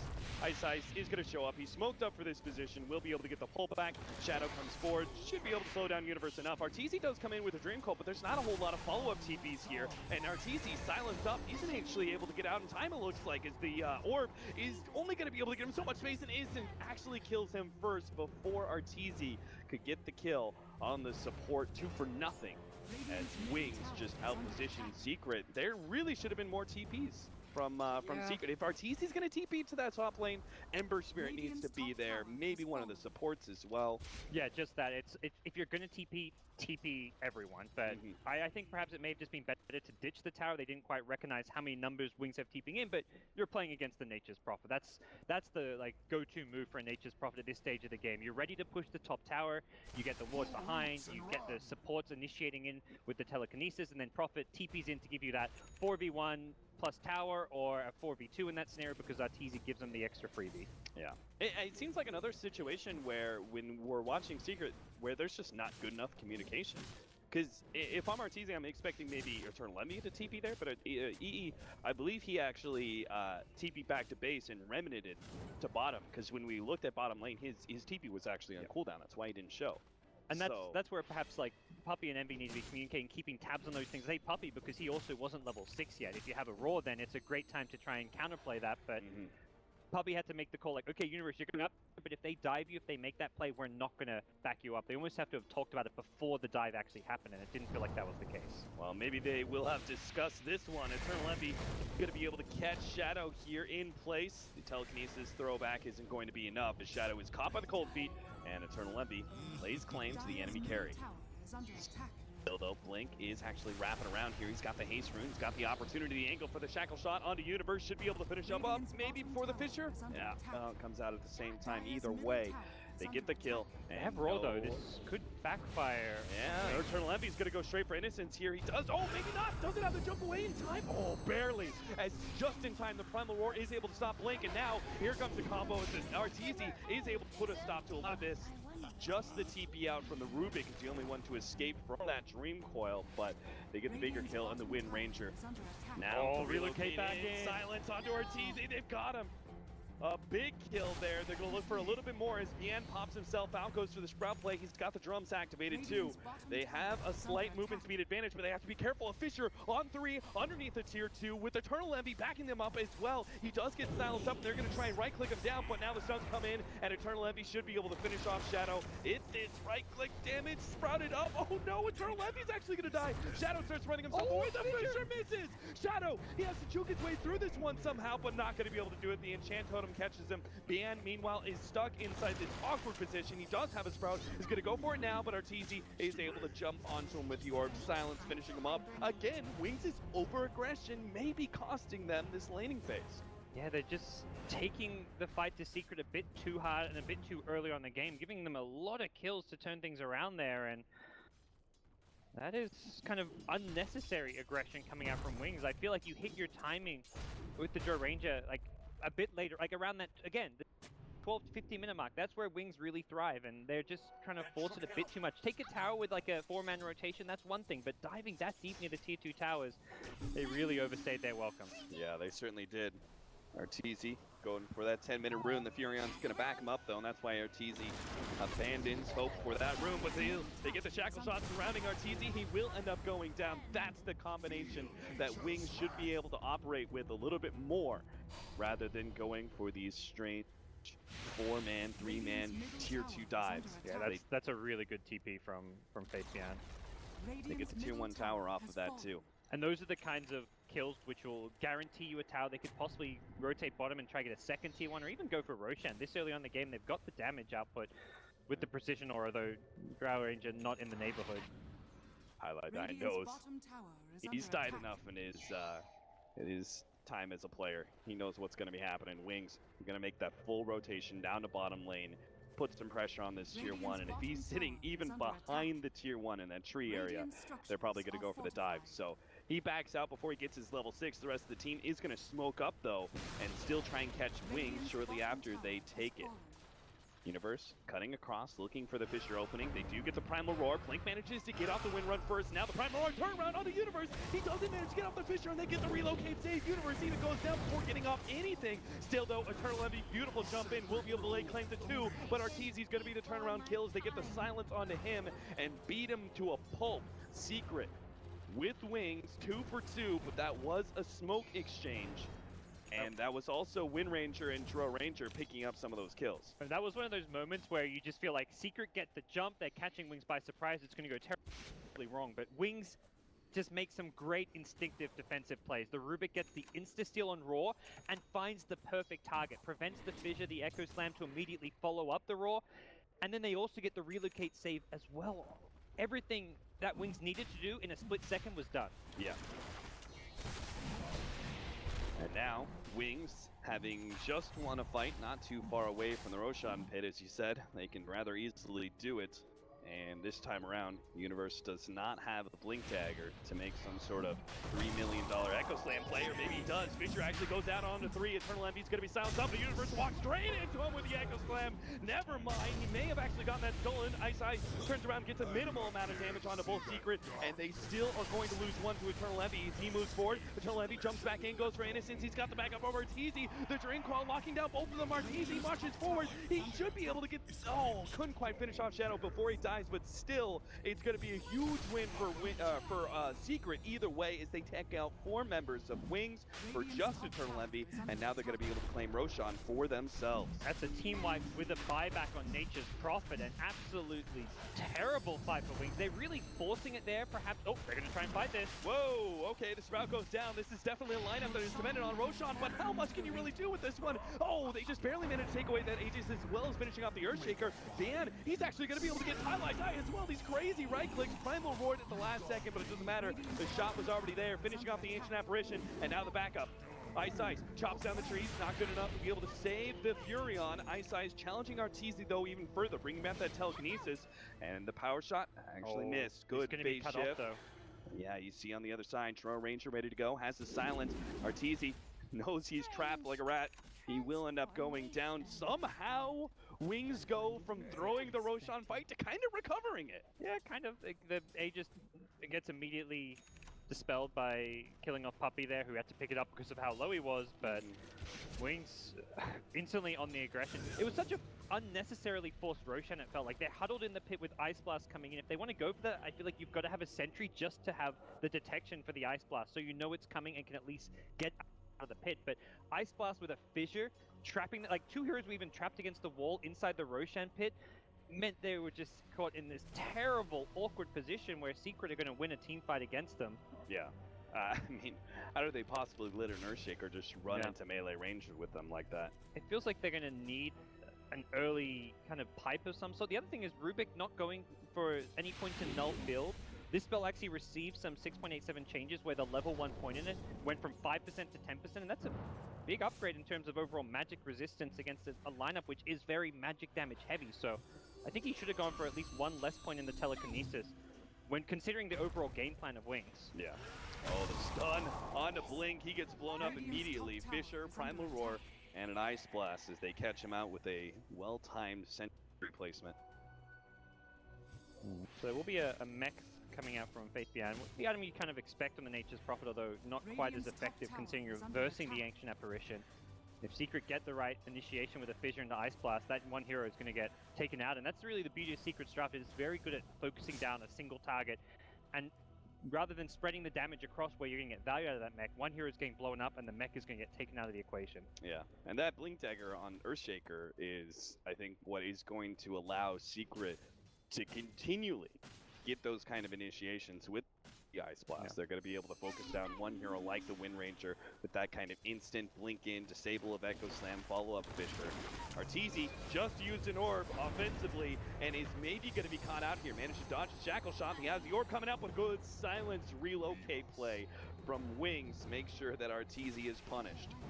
I think this game is actually going to turn into a more late game oriented play, and it's something like some of the panel were kind of talking about, like, okay, you got to win before 25 minutes with the Drow, but at the same time, at this stage, Wings aren't going to do that. You're against the Blink Earthshaker. You're pushing into a Fissure Ice Blast combo, a Puck with a Veil, an Ember Spirit who's going to be working towards a Battle Fury once like that those initial pushes get defended. So I think more than anything, Wings want to be able to find pickoffs and scale into the late game. You can find pickoffs with Shadow going into a Shadow Blade. Very fitting. It just means he can then initiate by himself and then find an IO plus Wind Ranger relocate in. Orchid is going to be the item for Wind Ranger. Everyone's actually going for pick-off items on the Wing side, recognizing that this game is not going to be a pure, let's just push our way to victory using Drow Ranger, using Aegises, and just using this big 5-man play. Yeah, I'm definitely with you on that. It seems like Plan A, they screwed up too much for that to be an option. They're not going to be able to push high ground by 20 or something like that. So time for Plan B. And it's not a terrible one at that. We still will have insane damage on the Drow Ranger and Wind Ranger. And even the Furion can start building into more of a right-click role if he wants to. Shadow Blade is complete, and that means like Eternal Envy as well as Arteezy do really have to be careful with their positioning. They're going to be used to being able to sit really far forward on these heroes and split push, but that may not be the case with the Shadow Blade picked up. See where these first pickups will go. There's such great global ganking potential with Relocate and the Nature's Prophet TP. But a lot of good initiators, and imagine Blink maybe eyeing off a Blink if he gets the Orchid. Looks like a smoke play. And Secret know they just dewarded some of that aggressive vision from Wings, so this is a good time to push out the lanes and go for a smoke themselves. Okay, maybe not. The Shadow Blade has been spotted, though, by the Roshan ward placed by Secret, so this will come as no surprise to them. They're even going to spot it a second time with the ward counter ward combination. They're inside their own jungle. So Secret are definitely getting the better of this exchange as they are pushing out the top lane. They're going to be able to control mid as well. Giving up control of their jungle is fine at this point in time. They know how dangerous this is at this point. Yeah, I think Secret just want to, again, map control, always have detection here. Puppey's going to go straight into the Necro 3. We saw the Crimson Guard last time, and it was a great pickup. That was, even though Secret lost that game, Puppey was like kind of the most impactful player throughout against Na'Vi. But this time around, I think he's recognized they have enough answers to the push and the just kind of damage output of Wings by just being able to blow them up with Puck as well as Earthshaker, so he wants to have that utility of the Necro Book as well as that extra bit of damage output and detection. Blink Dagger for the Rubik, but there's the Necronomicon. Number 2 already up, and number 3 is not going to be too far away. If RT can continue to take down some of these towers, this is going to be first one that Secret has claimed in the game so far. Not actually contesting, they're going to go for a tier 2 at bottom. And Wings going to just turn this into a game of trades where if Secret push a tower, they'll try to get one in return. If Secret ever split up, they'll try and find those pickoffs, but not a game where they want to ever really try and take Secret head on until they get much more in the way of items. They're going to need BKBs, not immediately, but sometime in the near future. Yeah. Jump around, turn Lemmy, backs himself out. Arteezy shows himself in bottom lane with the TP covering him as well. He's not careful, that Shadow Blade might have caught him out. They do get the Dream Call on the Shadow. He's gonna throw TP away. Maybe the Primal Roar. Actually, the relocate out is just in time. It's a TP wouldn't have made it. Wings, will this be a clean extraction by them? They still have the Wisp being left, but he's going to go for a tether play. Actually, Eternal Levy knowing that's exactly going to be happening here. BN is going to be caught by at least that, but managed to get the TP away. Innocence is still going to go down in the end. Wings unable to save their support. They have to roll for it as well, though, so at least gives them some peace of mind for the next 65 seconds that there won't be a roar coming in. But overall, looked like a really bad position for Wings to be in there with the getting caught near the tier 2 tower, because they hung around, I think, trying to prevent a deny, but it was just kind of an unrealistic expectation when you've got a Blink Earthshaker coming in, the roar from the Beastmaster, but they cut their losses only losing the IO. Scan going out, there's the Orchid. So I'm not convinced this item really changes what Wings' game plan or allows them to get more aggressive. It means they just have another hit. This just pretty much turns Wind Ranger into a Drow as well, where you've got that silence, so if you ever find someone by yourself, you can kill them with the relocate in. Yeah. So you've now got 2 heroes you can go hunting with Wind Ranger and Drow. And even the Rubik with the Blink Lift can set up for kills as well with the relocate in. Which kind of means Secret always need to have a battle buddy behind one of these cores that's going to be pushing out the wave, whether it's the Puck or the Ember Spirit. You see Pylai is kind of operating as that for now. The Earthshaker is also going to give him some much needed extra protection, though. Not sure, yeah, battle buddy who's not Pylai. Yeah, exactly. He's like the one hero who, if you're the Ember and Py's right behind you, he's not going to be able to help you much. Unless Pylai is like phase checking the incoming gank for you. Yeah. He's like, don't worry guys, I'll tank it. That's normally been the Pylai play historically. So. But yeah, Shaker's sitting behind. All right, Envy. Here's the play. Shackle shot. There's the Orchid as well. The relocate is coming out. They managed to get the Pincher, but it's not going to be able to stop the Drow Ranger from finishing him off. They throw off the Echo Slam, but that's not good enough. And now Universe is going to be caught as well. They anticipated that kind of gank, I think, from maybe the Drow Ranger. I don't think they knew about the Orchid just yet. They anticipated that kind of gank, but because the Wind Ranger was the one setting it up and they had the relocate follow-up, that was just too much for Secret to be able to counter. And it felt like they got overconfident once that Shackle misses. They're like, okay, they missed the Shackle. Yeah, he's silenced, but let's go back and initiate him. I mean, they needed to really save the Fissure to deal with the relocate coming in. Echo Slam on its own, not enough. Yep. And it's also a situation where, just what we said, Pylai died, not really the best counter-initiating hero. You need the Beastmaster Roar, the Earthshaker alone can't deal with all 3 heroes unless they happen to group up as 3, which was not the way Wings positioned it. Careful there, Ice Ice. like what he's doing, just farming that medium camp. He's got a lot of aggressive vision around this Radiant jungle, and seeing any potential rotations up to him, while also his team keeping the mid lane pushed out as well. The game, it does feel a bit worrying for Secret right now. It's not feeling like a typical Joe Ranger game where it's like, okay, we've survived the push, they're not snowballing, they haven't won the game. No, it just feels like Joe's just another kind of fairly, like, average late game carry, but against a lineup which also doesn't have much late game carry. But Wings have way more tools to find pickoffs to actually control the tempo of the game. Even without pushing, they're still going to be the ones dictating play. Yeah. See what happens with Roshan round 2 for Wings. Already seems like they're going to be a little bit gun shy about going for that. And there's not really any reason to get caught in the Roche pit again. They can just keep the lanes pushed out and make it so that you know where Secret are on the map. If you can split Secret up, that's going to be when you're at your strongest. Between the Ember Spirit, Puck Blink, the Universe Blink as well, there's so many ways for Secret to be able to catch you during Roshan, but they're actually going to be the ones going for the aggressive play here. Smoke up, move forward, there goes the jump, they manage to catch Shadow, trying to get the relocate out, but it's not going to be good enough. The FSM actually stopping that one in its tracks, so they get 2 for it, and now get tier 1 and probably Roshan with that. Yeah, really, really nice timing on the smoke, knowing that it's Roche is going to be up. Your opponent's unlikely to go for it, but they had a gem on Puppey, they had all the detection they needed, and if they can find a kill in that vicinity, you're either going to get Roshan, towers, or a bit of everything. And Wings are not in a position to contest this at all. They're just going to go for the trade in top/bottom, and it will be a tier 2 tower claim, but the much bigger prize being the Aegis here for Team Secret. This means Eternal Envy, he's going to be that big-time brawler that you really like to see, the Ember Spirit around 25 minutes, where he's just up in your face constantly, and Second Light will behoove him to act as such. It's not the easiest for Secret's Lamp to force fights, though, is one of the big problems. Even with the a potential Blink pickup on Puppey when they've got Blink Raw, they've got the Puck as well, but Wings are always going to avoid any kind of fight. If you try and push with the Aegis, you haven't got the best pushing lineup, and it's very apparent to Wings, who will then just immediately send their Wind Ranger, their Drow to a side lane to split push. Yeah.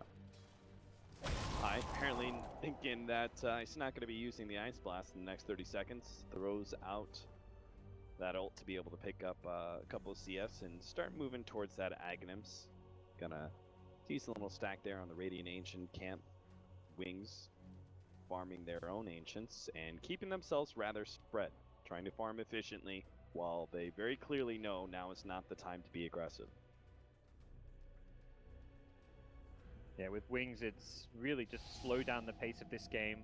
Not even just taking into consideration the Aegis. I think they're just going to be very comfortable playing at a pace where they're the ones finding pickoffs, continuing to pick up BKBs as well.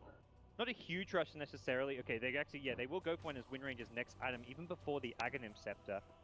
And I think once they have like triple BKB, Secret's teamfight has very limited physical damage, but they've got the ability to blow up heroes before they get BKBs off with a Blink Echo, with a Roar, and potentially later on with something like a Puck Hex. Although the Aghanim Scepter may be the better option to have an answer for the BKBs.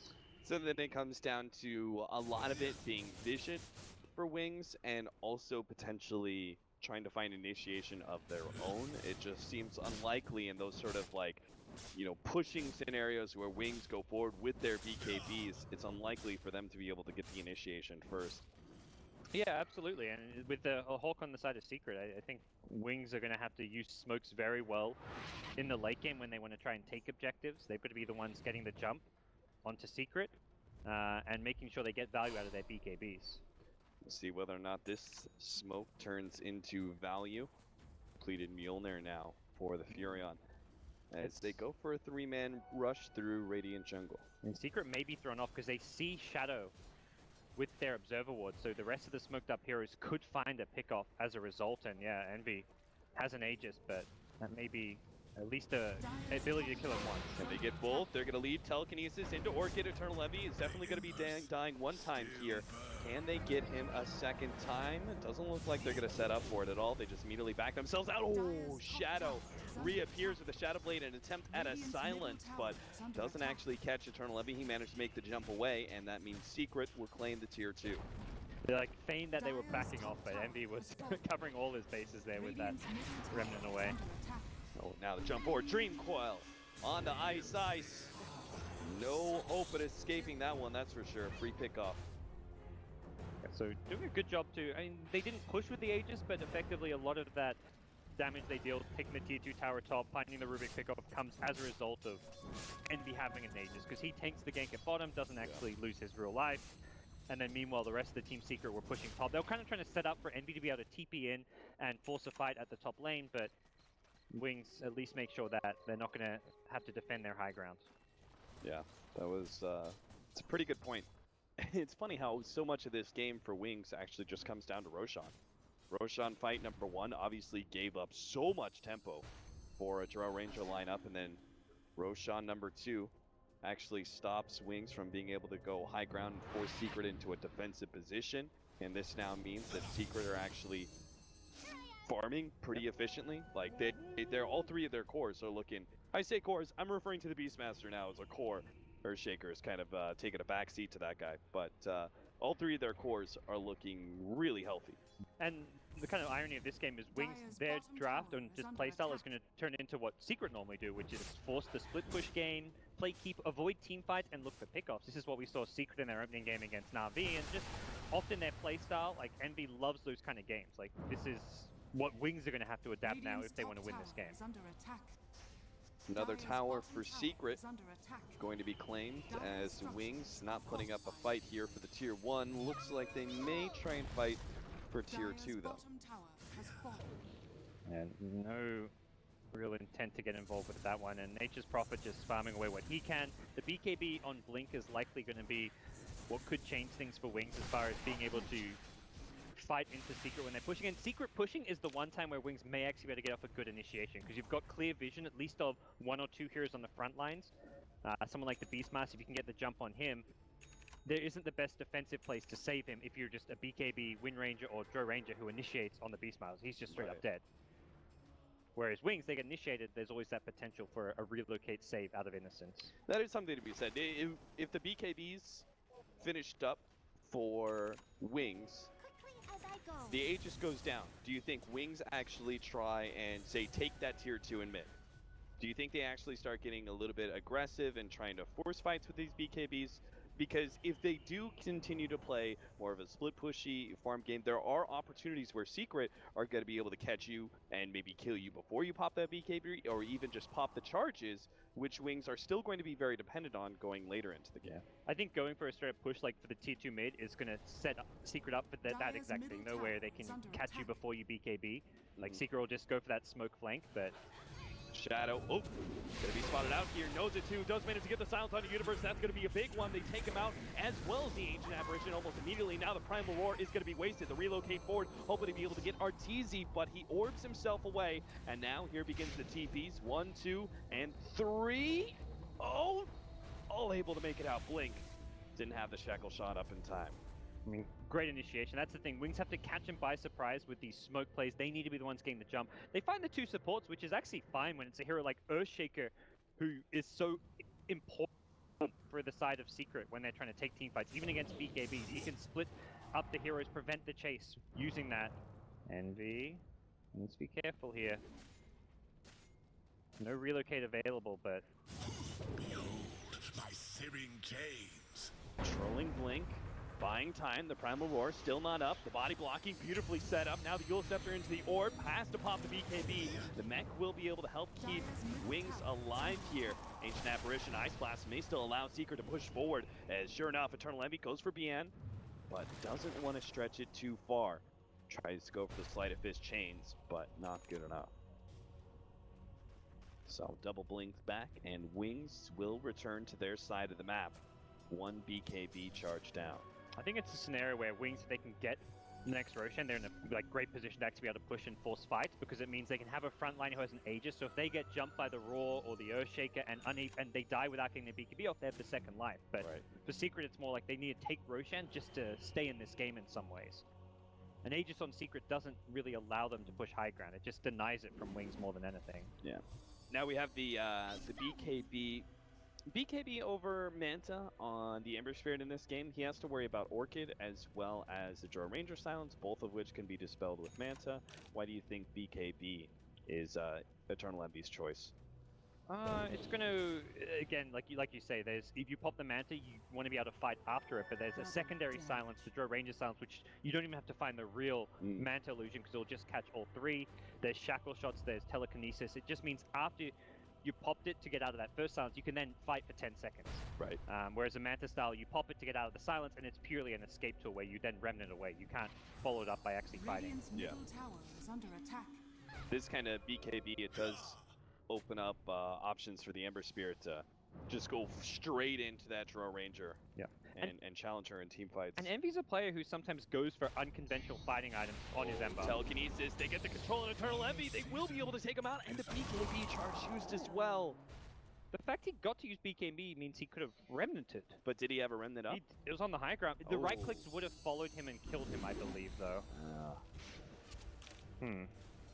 Either way, he has no buyback. Envy just not fast enough, and Wings might be able to take advantage of that buyback being down. 300 gold is what he needed. Wings don't know that, but they may just try and force it out of him anyway. Soon they're going to find out that there's nothing there. It's the tier 3 tower getting chipped away. I swear that Dragonlance range on the low ground just brings down towers, even when pushing into the enemy base. Little Scepter leading the way, and that is going to be a silence stolen by Ice. Not bad considering he got the Blink, but they're going to try and catch Blink. They managed to blow him up. Shadow is going to be actually up next. They get the Primal Roar Necronomicon onto him. The two big damage dealers of Wings are already gone, and they don't even need the Ember Spirit apparently to be able to defend. Fast. Wings just got completely caught out by surprise, and again, you've got to be able to get the BKBs off to get value out of them, and that's exactly what Wings were unable to do. Great initiation from Universe. All the attention from Wings initially is on that Wind Ranger who got jumped, so the Io's like, oh crap, can I relocate, save him? And it's already too late. And then they don't catch the Wind Ranger, who then gets followed up with a Roar. So neither BKB goes off, and just very ballsy play from Secret, defending their high ground without even having to use the Ember Spirit. Does feel like another mistake, because Wind Ranger was missing a decent chunk of HP before Earthshaker managed to get the opening on him. Oh, top lane, looks like they're going to be able to get a combo here on Puppey, and that is the gem. I'm not sure, is that... Yeah, that's actually Puppey's gem. Yeah. That wasn't something they claimed from Wings or anything like that, so that is actually a very significant pickoff. Can't believe Puppey was that far forward with that item.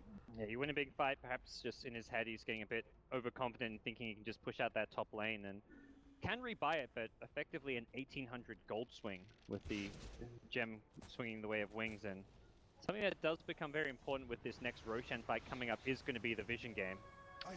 We have the Dream Coil, and that is an Ags upgrade for the Pucks, so that means these BKBs are actually going to become a little bit more useless for Wings, but that's only if they actually need to move, whether it's forward or back. And they're range series. It's not like it's an Ags puck against a Sven or someone who has to chase you with his Warcry and gets kited around by it.